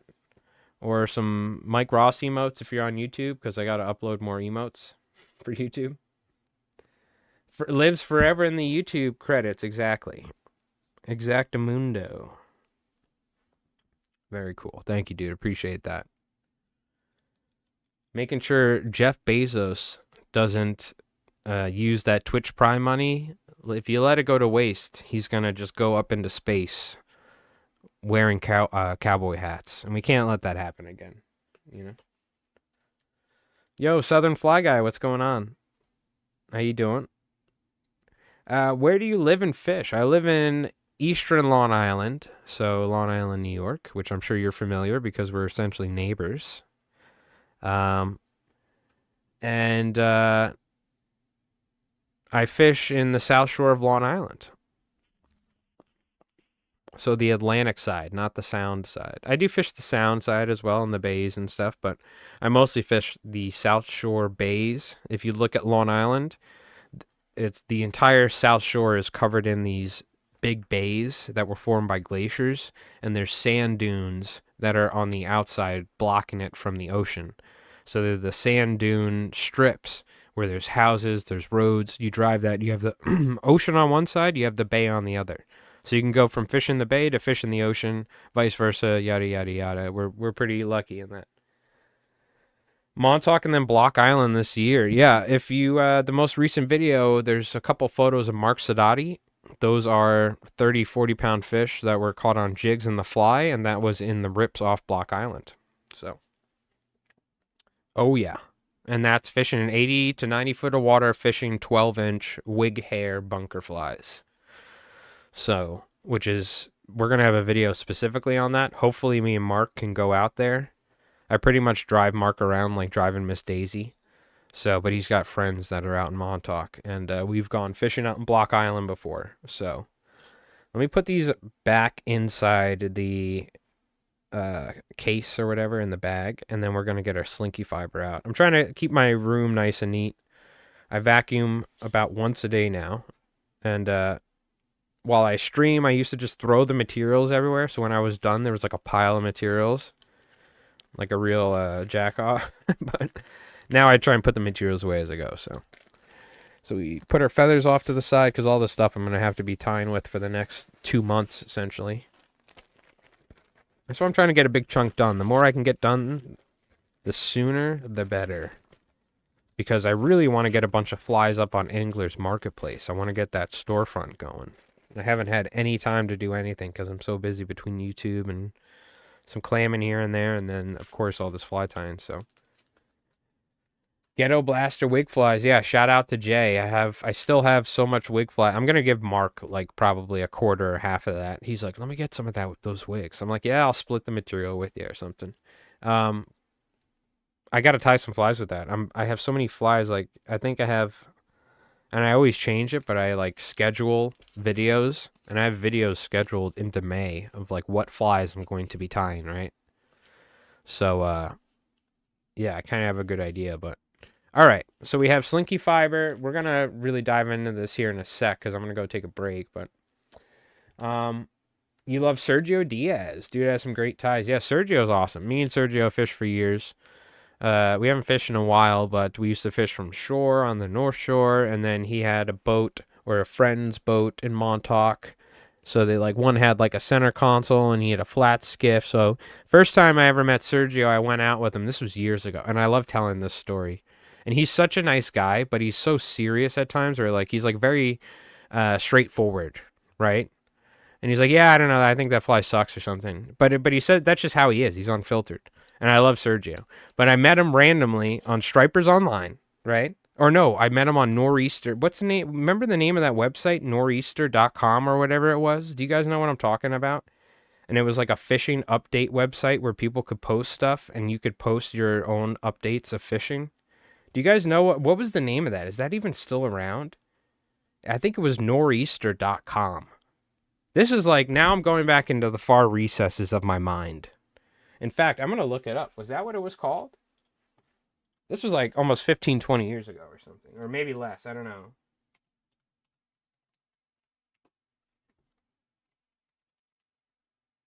Nor'easter. I'm pretty certain it was like nor'easter.com or something. That's what it was called. It's not around. I'm looking on Google. It's all like clothing companies have taken the name and stuff or whatever. Or it's like just talking about nor'easters. But there was a website called The Nor'easter. Yeah, that's what it was called, The Nor'easter. And it was like almost like a magazine, I think, or something, right? Or it was a website. And I met Sergio on there because I posted photos of a fish I caught in Shinnecock. He had a flats boat, and I was young, too. And I went out with him, and we went sight fishing, right? And I had like really old beat up line and stuff, and I just couldn't cast good because my rod wasn't set up, and I couldn't see the fish. He's like, "There's fish, there's fish," and I got the impression that he was like, "I took this kid out, and this kid could not cast for shit or whatever." This yada yada yada.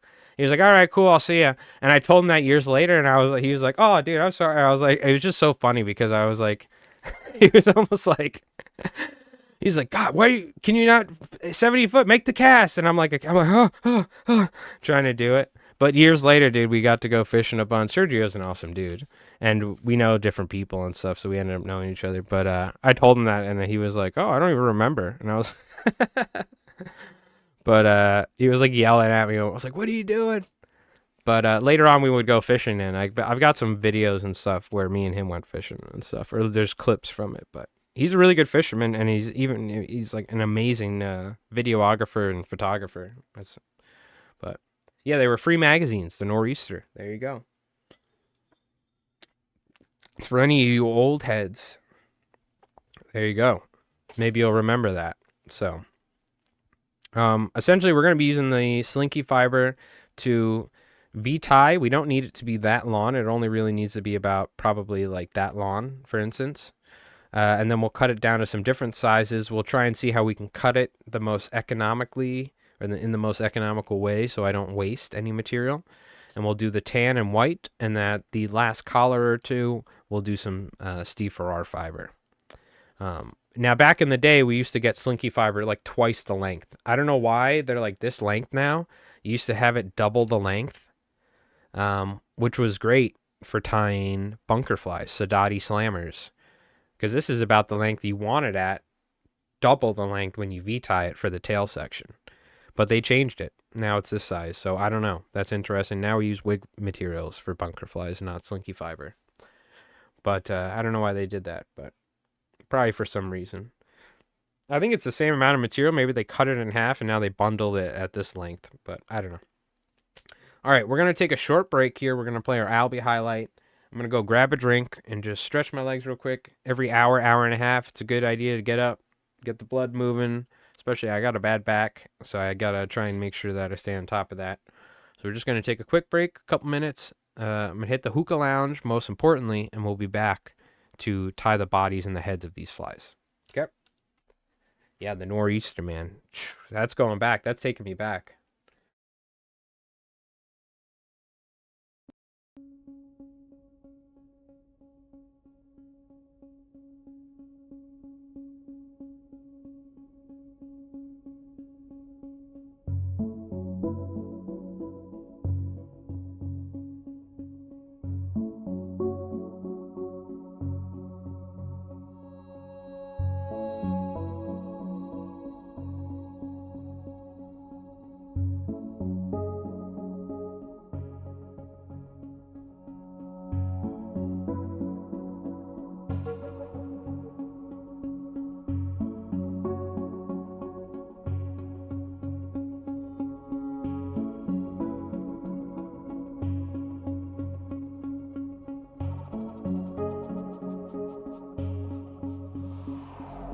Yeah, dude.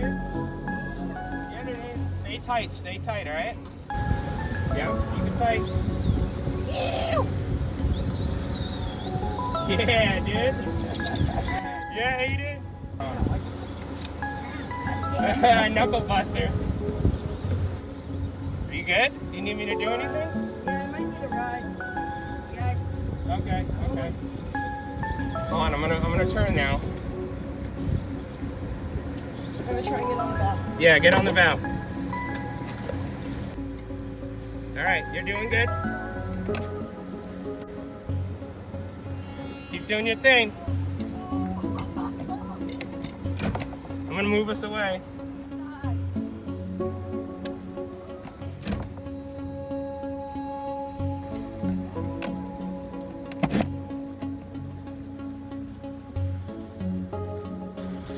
Is that a little one? No, that's a nice one. Oh, let's go! Come here, hold next to your alley.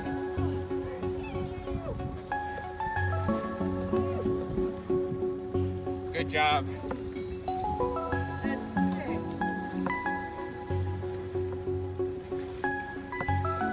All right.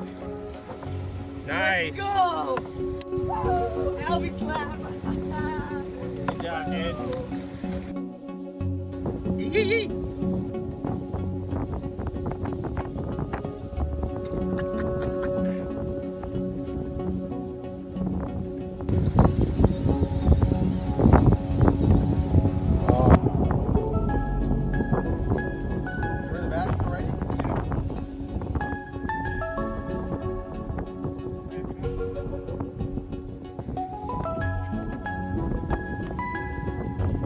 Looking down the barrel of a 12 gauge little toonie, bro. On the albacore too.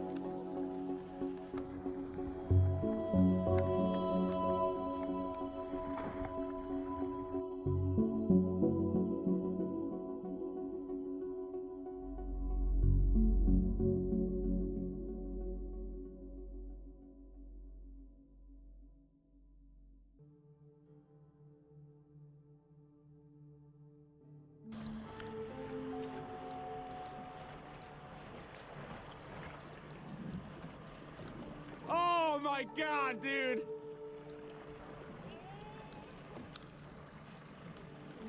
What the fuck?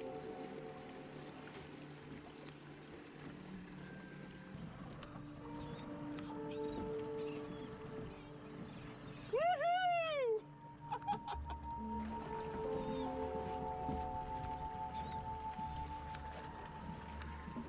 Oh my god.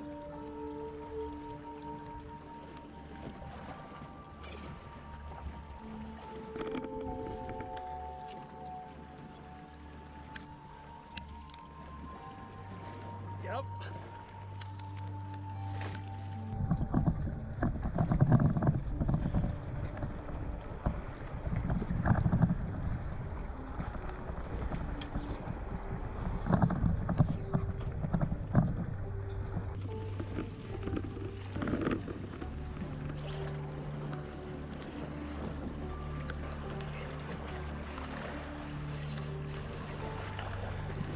Oh my god!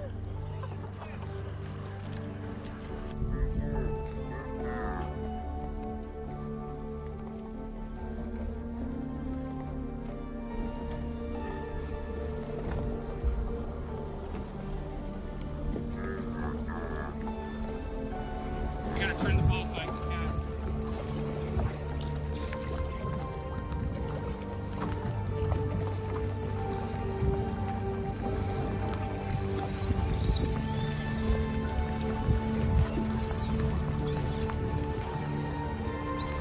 Oh my god, dude!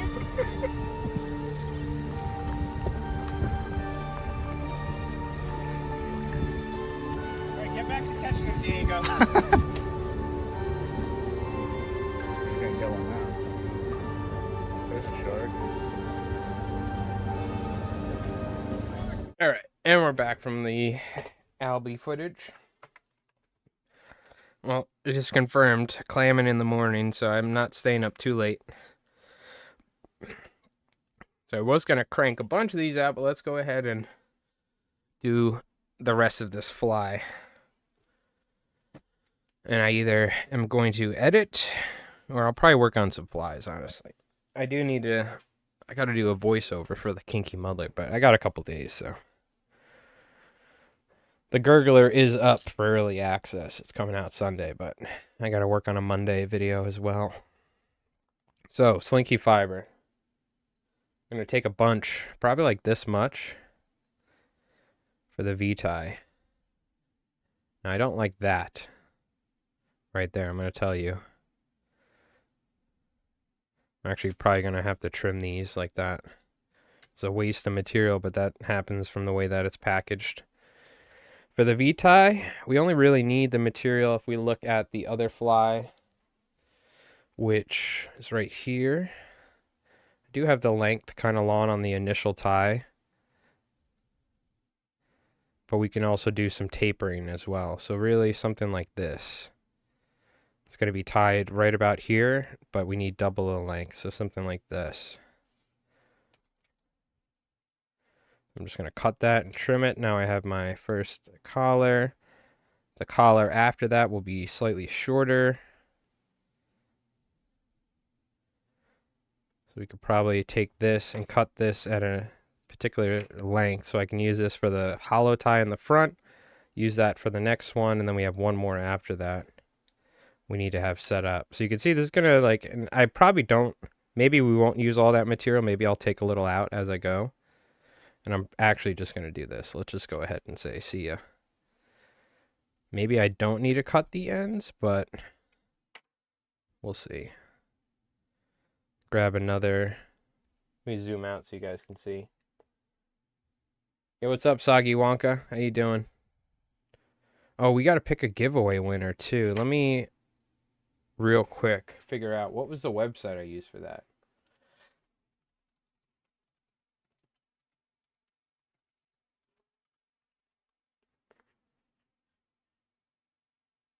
Pickawinner.co. So let me go ahead and pull that link up. We'll do that at the end of the stream from the Peanut Bunker video on YouTube.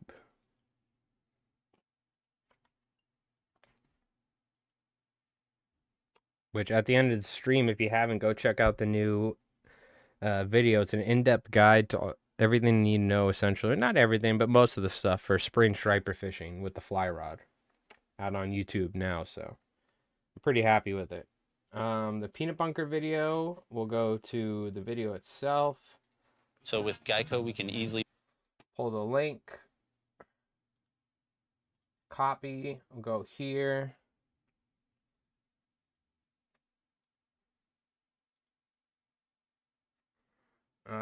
Okay, and we'll leave that for later. We'll do that after, at the end.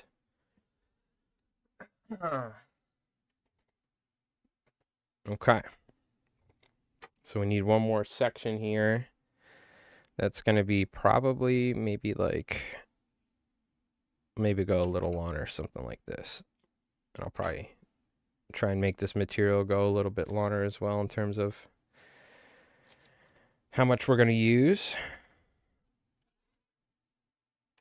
So I could probably actually take a little from this one, put it there, take a little from this one, put that there, a little from this one and put that there. Vice versa. Now we got to do the same for the tan. Oh, I also just remembered the last collar is going to be Steve Farrar fiber, but I think I was blending it. I could always blend it with some Slinky. Now we want this to be a pretty even amount, so I'm actually going to take a little off because we don't need that much probably. And we only need 3 ties, not 4. I forgot. Now this one's not as severe, the bend. I'm going to leave that. Cut that to around the same length, if not maybe a little longer for the top color. We're going to trim it anyway. And that could be the last piece. Okay. So I have my hair set up. Now we V-tie. We're going to V-tie. You know what? Like that. You want a good chunk of material, but that's almost a little too much. Again, I need to make this material last, so. And we also just don't want any waste. So we're going to take a little out because we don't need that much. And then I'm going to pull the end so there's a natural taper to it. How's it going, Southern Fly Guy and Soggy Wonka? Hope you guys are doing good. And what's going on, Mark? How you doing? I'm going to take a little, even a little less. So I want my bunches to be like this width. So we're just going to move back here to right about where that marabou was. Kind of pull on our ends so they have a little bit more of a natural taper to it and we don't have any short hairs. I mean, even, dude, I'm telling you, we could even probably take a little less. We don't want too much. I always end up trimming so much, you know what I mean? And I want this to be pretty long for the first collar. We're going to trim this as well.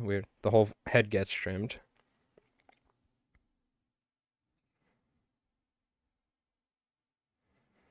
Same sort of deal here. Again, we probably don't need all this material. Yeah, being that I have all this slinky fiber out, what I'll do is I'll just do all the marabou heads, and then I'll just finish up these tans while I have this material out and I'm working with it. Important thing is making sure the material is evenly tied top and bottom as well. And also, look at this. I feel like we could take even more out. And this is something that I've mentioned before. When I'm tying with white material, I feel like I tie the same amount in, and I look and I'm like, there's way more white than there is tan. Something I always deal with, even after tying thousands of flies. Make sure the material's even top and bottom for when we fold it back. So I'm going to pull these some. And then a V-tie is the material's tied opposite, as you could see. Take even a little bit more out for this first one. We'll add some back. Trying to get an even amount, right? And once I get into the groove and I'm tying a bunch of these, then it's like, okay, I pre-cut the material, yada, yada, yada. Fold this back in the opposite direction and then just tie down for our 3D profile, essentially. And that is how you V-tie right there. And it's important to take the material in this initial tie and make sure it's covering the sides where the materials meet.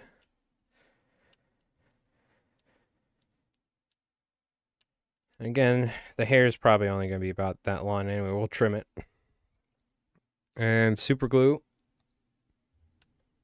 Optical delusion instead of illusion. Yeah, probably. It's definitely an optical illusion, which is the way that certain materials look in colors. But it also could be that I just end up picking a bigger bunch of white every time. I don't know why, but like that looks like an even amount. When I started out, I thought it was pretty even, but I had way more white, right? So it's funny how that works. I don't know how, but we got our tan and our white. Again, we had a lot of material, and I took a good amount out. I'm going to do the same this time because we're going to end up trimming it. And this stuff costs money, so. But we do want enough material to have a nice full body. It only takes a couple wraps to secure it. We want it even top and bottom.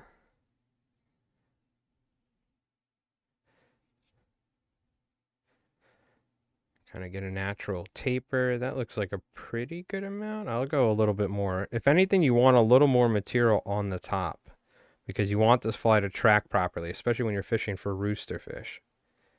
You don't want the fly to foul or ride sideways. Apparently, it's pretty important. Same thing with the Pyara flies, yada, yada, and just in general. You want your flies to track properly. Helps. So having more material on the top can help with that because we want the hook point to be down, right? Just with how material reacts to, you know, in terms of how it reacts to the water. And we don't need a giant thread bubble. I will say here, this is a good point to look. I need to tie that tan further forward. I'm also going to, again, I think I have too much white. So I'm just going to pull that all out as I go. I need to make sure this tan is wrapped even top and bottom here. Oh my God, I just realized the camera's not even in focus. Damn you, chat. See, I'm getting sucked in here. That's not your guys' fault. That's mine. But let me know. My bad. The camera's blocking my monitor, so I can't see what it looks like. How are we looking? Is that good?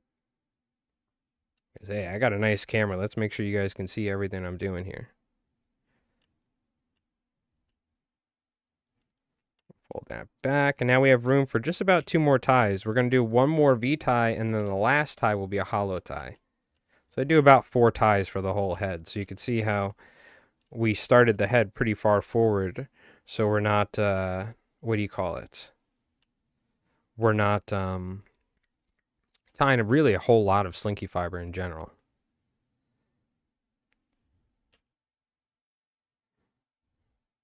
So we'll go ahead and get the belly section. Again, taking a little bit of material out for the white because of the optical delusion. Definitely delusions of grandeur. while fly tying. Take some of the tan out again because we don't need too much. Taper the ends. Add a little bit tan back because of the optical delusion. That's what I'm calling it every time now. I love it.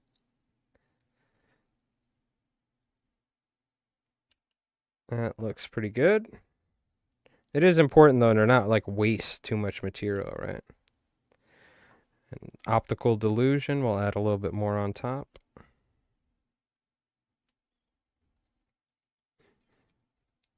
That's literally what I'm saying from now on. Whenever I'm like, oh, is there enough material top and bottom? I'm just going to say optical delusion. So if you guys hear me say that, shout out to Southern Fly Guy for coining a new catchphrase for the stream. It's not every often we get a new catchphrase, like every day. But that's our new catchphrase for when I'm like trying to determine if I have enough material, right? I'm just going to say optical delusion. Okay? So let's add it to the dictionary of LI Flies mic terminology.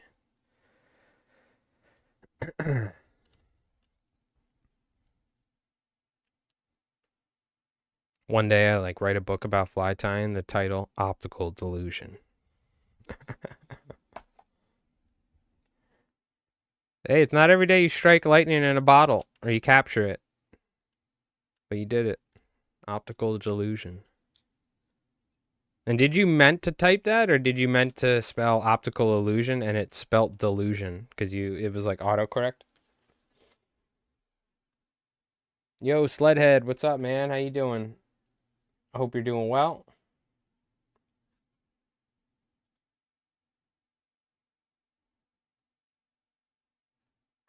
What happened to my YouTube stream? I went from like 8 viewers to no viewers. Did the stream die or something? Did I drop frames? Or everyone's like, man, oh, it was so blurry. Everybody was like, man, this guy sucks. YouTube chat, are you there? Hello, YouTube. Something happened. Well, anyways, we ain't staying up too late. We're going to finish the setup. We're going to hollow tie the last section. Steve Farrar Fiber, where you at? Where's that bag with all that stuff, eh? That I just pulled out.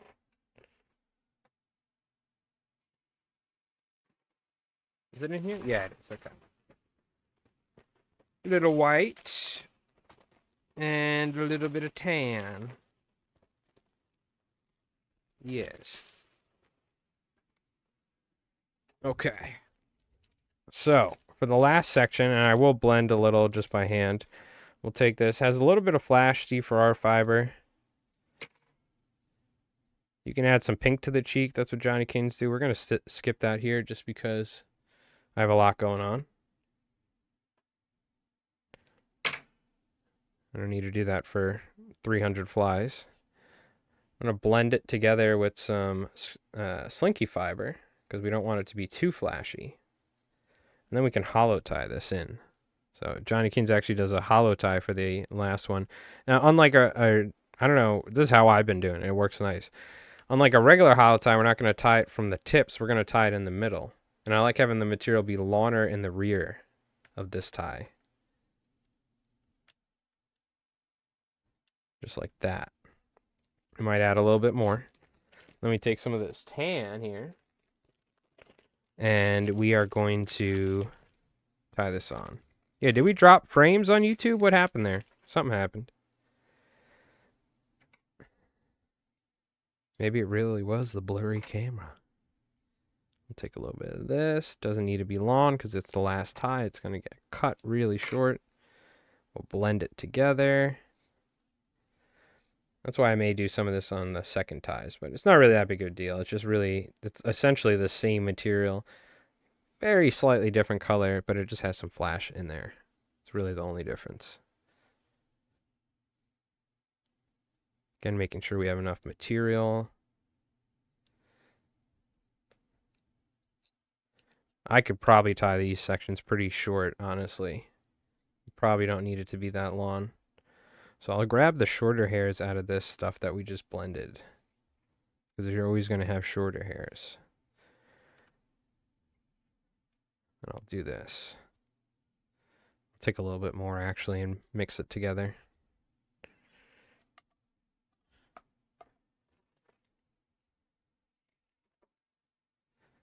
Cut this Steve Farrar fiber up. It's got a nice kind of darker tan to it.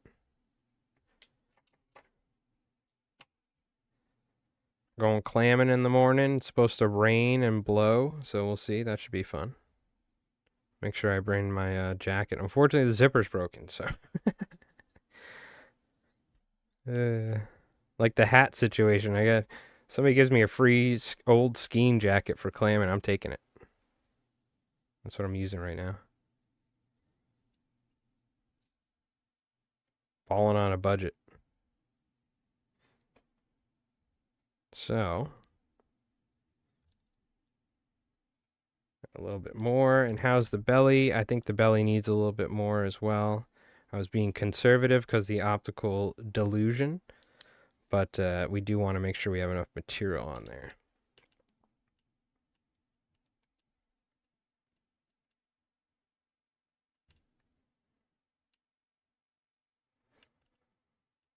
And again, optical delusion. I think we need more on top. Cut it pretty short because, again, this stuff's going to get trimmed, so it's fine. The main thing is we want it wrapped even top and bottom, and then we can fold it back. You could use a little bobbin and stuff. I'm just going to do it by hand here because I'm going to have to do so many of these, and I can just do that, right? That works perfectly fine. Ah! Caught the edge of the hook. That's always fun. Luckily, we're gluing the whole head, so it doesn't matter. It's that sharp edge where this is why you always want to cover this up with thread. It's where the hook is pressed together, the hook eye. Now, a hollow tie, we build up a thread dam. I don't mind if I wrap on this a little bit, right? This is not like a hollow fly, right? Well, we don't want a big thread beak, as Johnny Kins calls it. We want a nice even taper to the head of from the hook eye to the head of the fly. Okay, so now, being that I have material everywhere and I've made a mess. I'm on Twitch. Should I be on YouTube? No, watch on wherever you want. In fact, watch on Twitch. It's where you've watched for years, but it's wherever you want. You can watch wherever, it's fine. I was just saying I saw, it looked like my stream connection died on YouTube. That's why I was asking. But Twitch looked okay. It said I dropped frames for a short little bit, but... Okay. So we brushed our head out here, and now you can see what we're working with.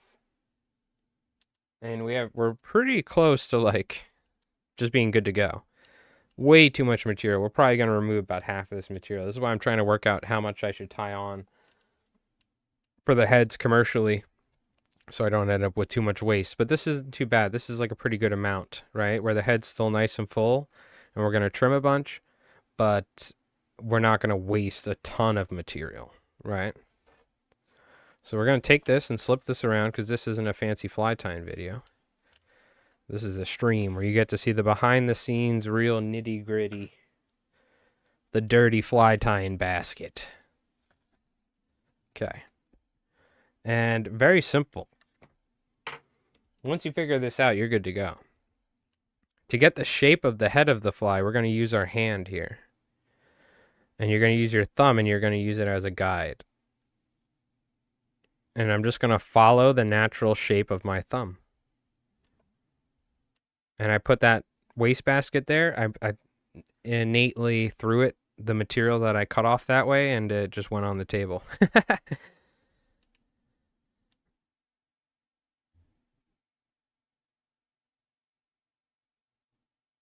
Using my thumb as a guide, and look at that.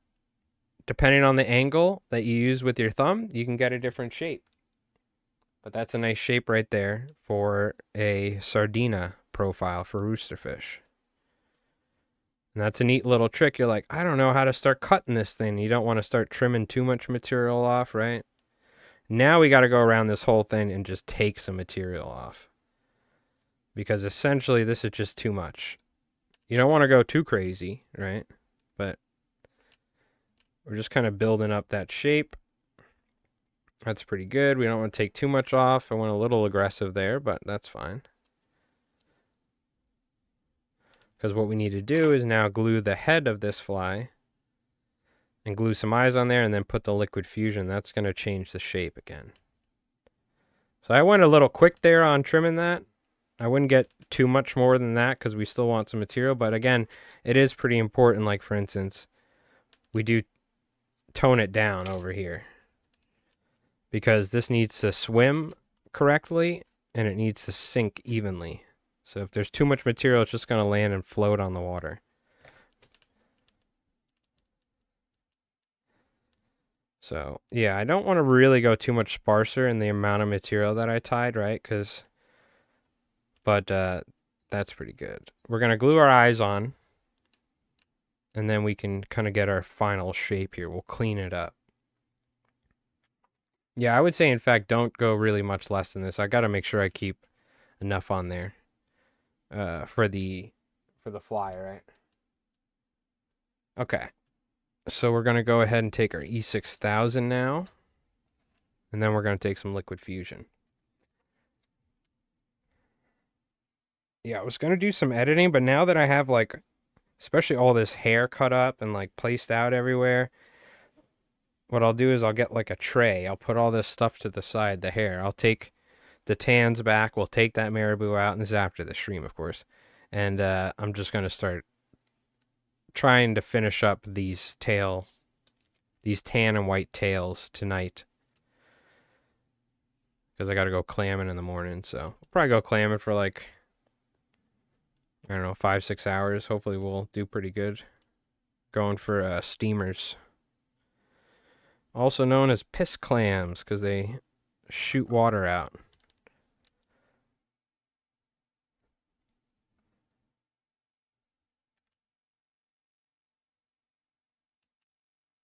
So I like getting a good amount of that E6000 on there so I can spread it. And then I'll get another dollop, put that on there, and do an initial sort of base, push that down. You don't want too much, but you want enough to where it's actually going to... Now, originally, I always used to do it like this because I was never E6000. But now we're going to be... I was never using liquid fusion, but now we're putting liquid fusion over it, so it's really going to be durable. You probably don't need, like, a crazy amount, but this E6000 still is giving you a nice, strong support for the head, right? Making sure these eyes are secure, whether or not we coat it with liquid fusion. You want to make sure you press these down in so they actually physically like touch the hook shank, and it's important that the material underneath it gets fully saturated in the E6000 and it'll form a bond. Over time it's going to start, you'll see it'll start pushing up like that just because the material compressed under it. You want to make sure that glue is really pushed in. In about 5 or 10 minutes, you come back and you push this in. Now, I'm going to go ahead and just liquid fusion this. It should be fine. But ideally, you want to wait a little bit before you do the liquid fusion head. But for demonstration purposes, I'll do it now. I think it'll be completely fine. Before the liquid fusion, we have to do our final trim. You could theoretically trim it after the liquid fusion, but it's going to be coated in a glue. So now you can kind of get the final profile of the fly here. Looking at it from every angle. We want to cut it and trim it from a 3D pattern because it is a 3D fly. You know what I mean?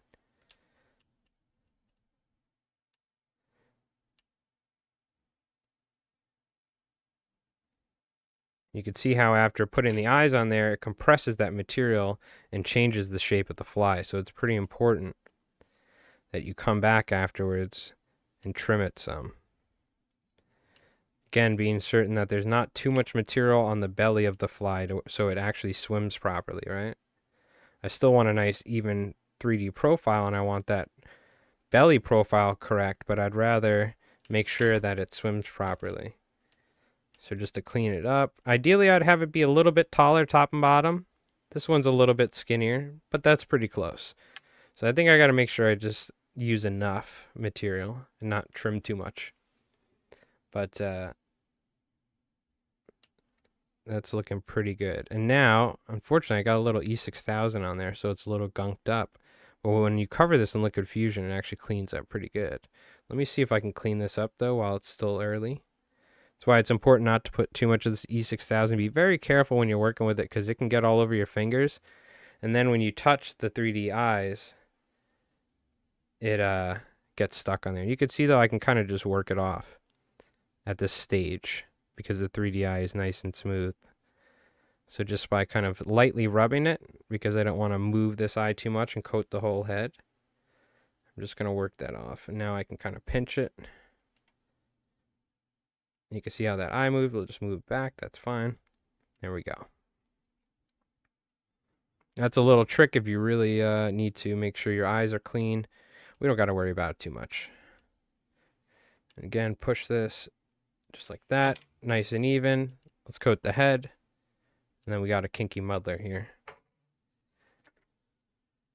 What's going on, Jim? How you doing, man? Hope you're doing well. This bottle's getting low. I got, I think, like 8 or 9 bottles. I ordered this in bulk from somebody at the hardware store. Ordered it for me.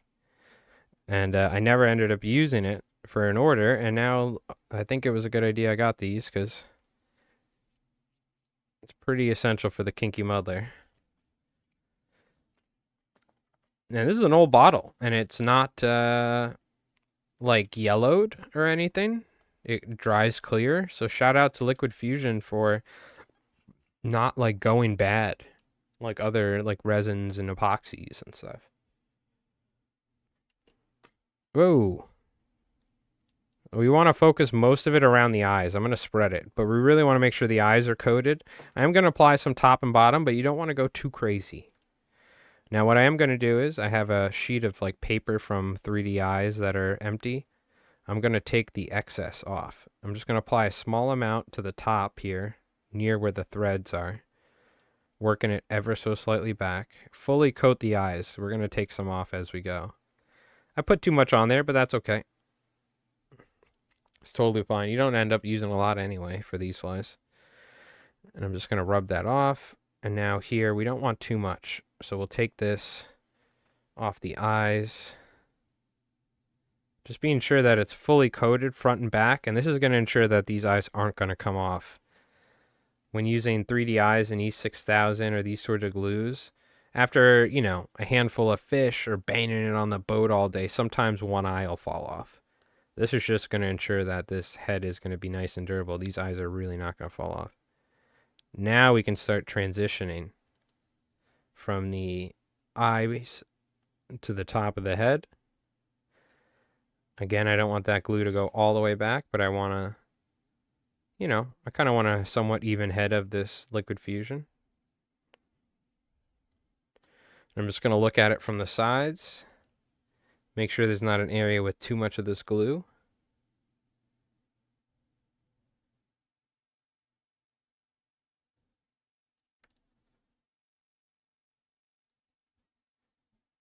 And it helps to kind of just make sure that this is kind of evenly spread. We can always trim some of those ends, but this is nice. That's perfect. And now you just let it dry. In about, yeah, it's water-based. That could very well have something to do with it. And now we're just going to let it dry for a while. It's probably like an hour or two. I wouldn't go fishing with it for at least... I went fishing with one the other day and I let it dry for about an hour and a half. It was good to go. I stuck it out in the sun, though, for like an hour. But yeah, that's pretty much it. That's the kinky muddler. This is about as thin as I want to trim them. I kind of want them to have them more like this profile. I will say you can't go much more than this, otherwise it won't swim properly. So you want it right around in between these two in terms of how much material and the profile. But you can see it's fairly even. This one's a little bit taller, slight variation, but we're pretty close. You can see this one also has more material. Sorry, I was zoomed in there. You can see this one has a little bit more material, right? So But that's essentially in the range that I'm going for. I kind of want it to be a little bit taller than this, you know, a little bit taller profile. So I just got to work on it. But I have 300, so I think we'll be all right. And there we go. The Kinky Muddler, the Baja style Kinky Muddler. Nice and simple. We'll just let that dry and then we'll be good to go. And let's see. Another 58 tan and whites to tie in 4-rod. So that being said, I have to work in the morning. We're going steamering in the rain and got to put my neoprenes on. And luckily the wading belt I think is going to save me when it comes to my zipper being broken. But it shouldn't be too bad. It's been nice. It's been pretty warm. At least it's not February. So what do you call it? Appreciate everyone tuning in and watching. If you haven't, let me grab a link for this for the new. Oh, we got to do a random YouTube picker for the last video as well. So let me pull this up. This is from last Friday's video on YouTube, the peanut bunker video. I'm going to pick a winner. If it comes up with me or something, we'll pick somebody else. Include replies, yes. Duplicates, no. Choose a filter, doesn't matter, anything goes. First comment filter, top rated, no, anything goes. And we're going to pick somebody, so good luck to everybody that watched that video. Loaded 20 comments. Hey, Paul Bridgers. Paul literally comments on almost every video. But Paul Bridgers 3820.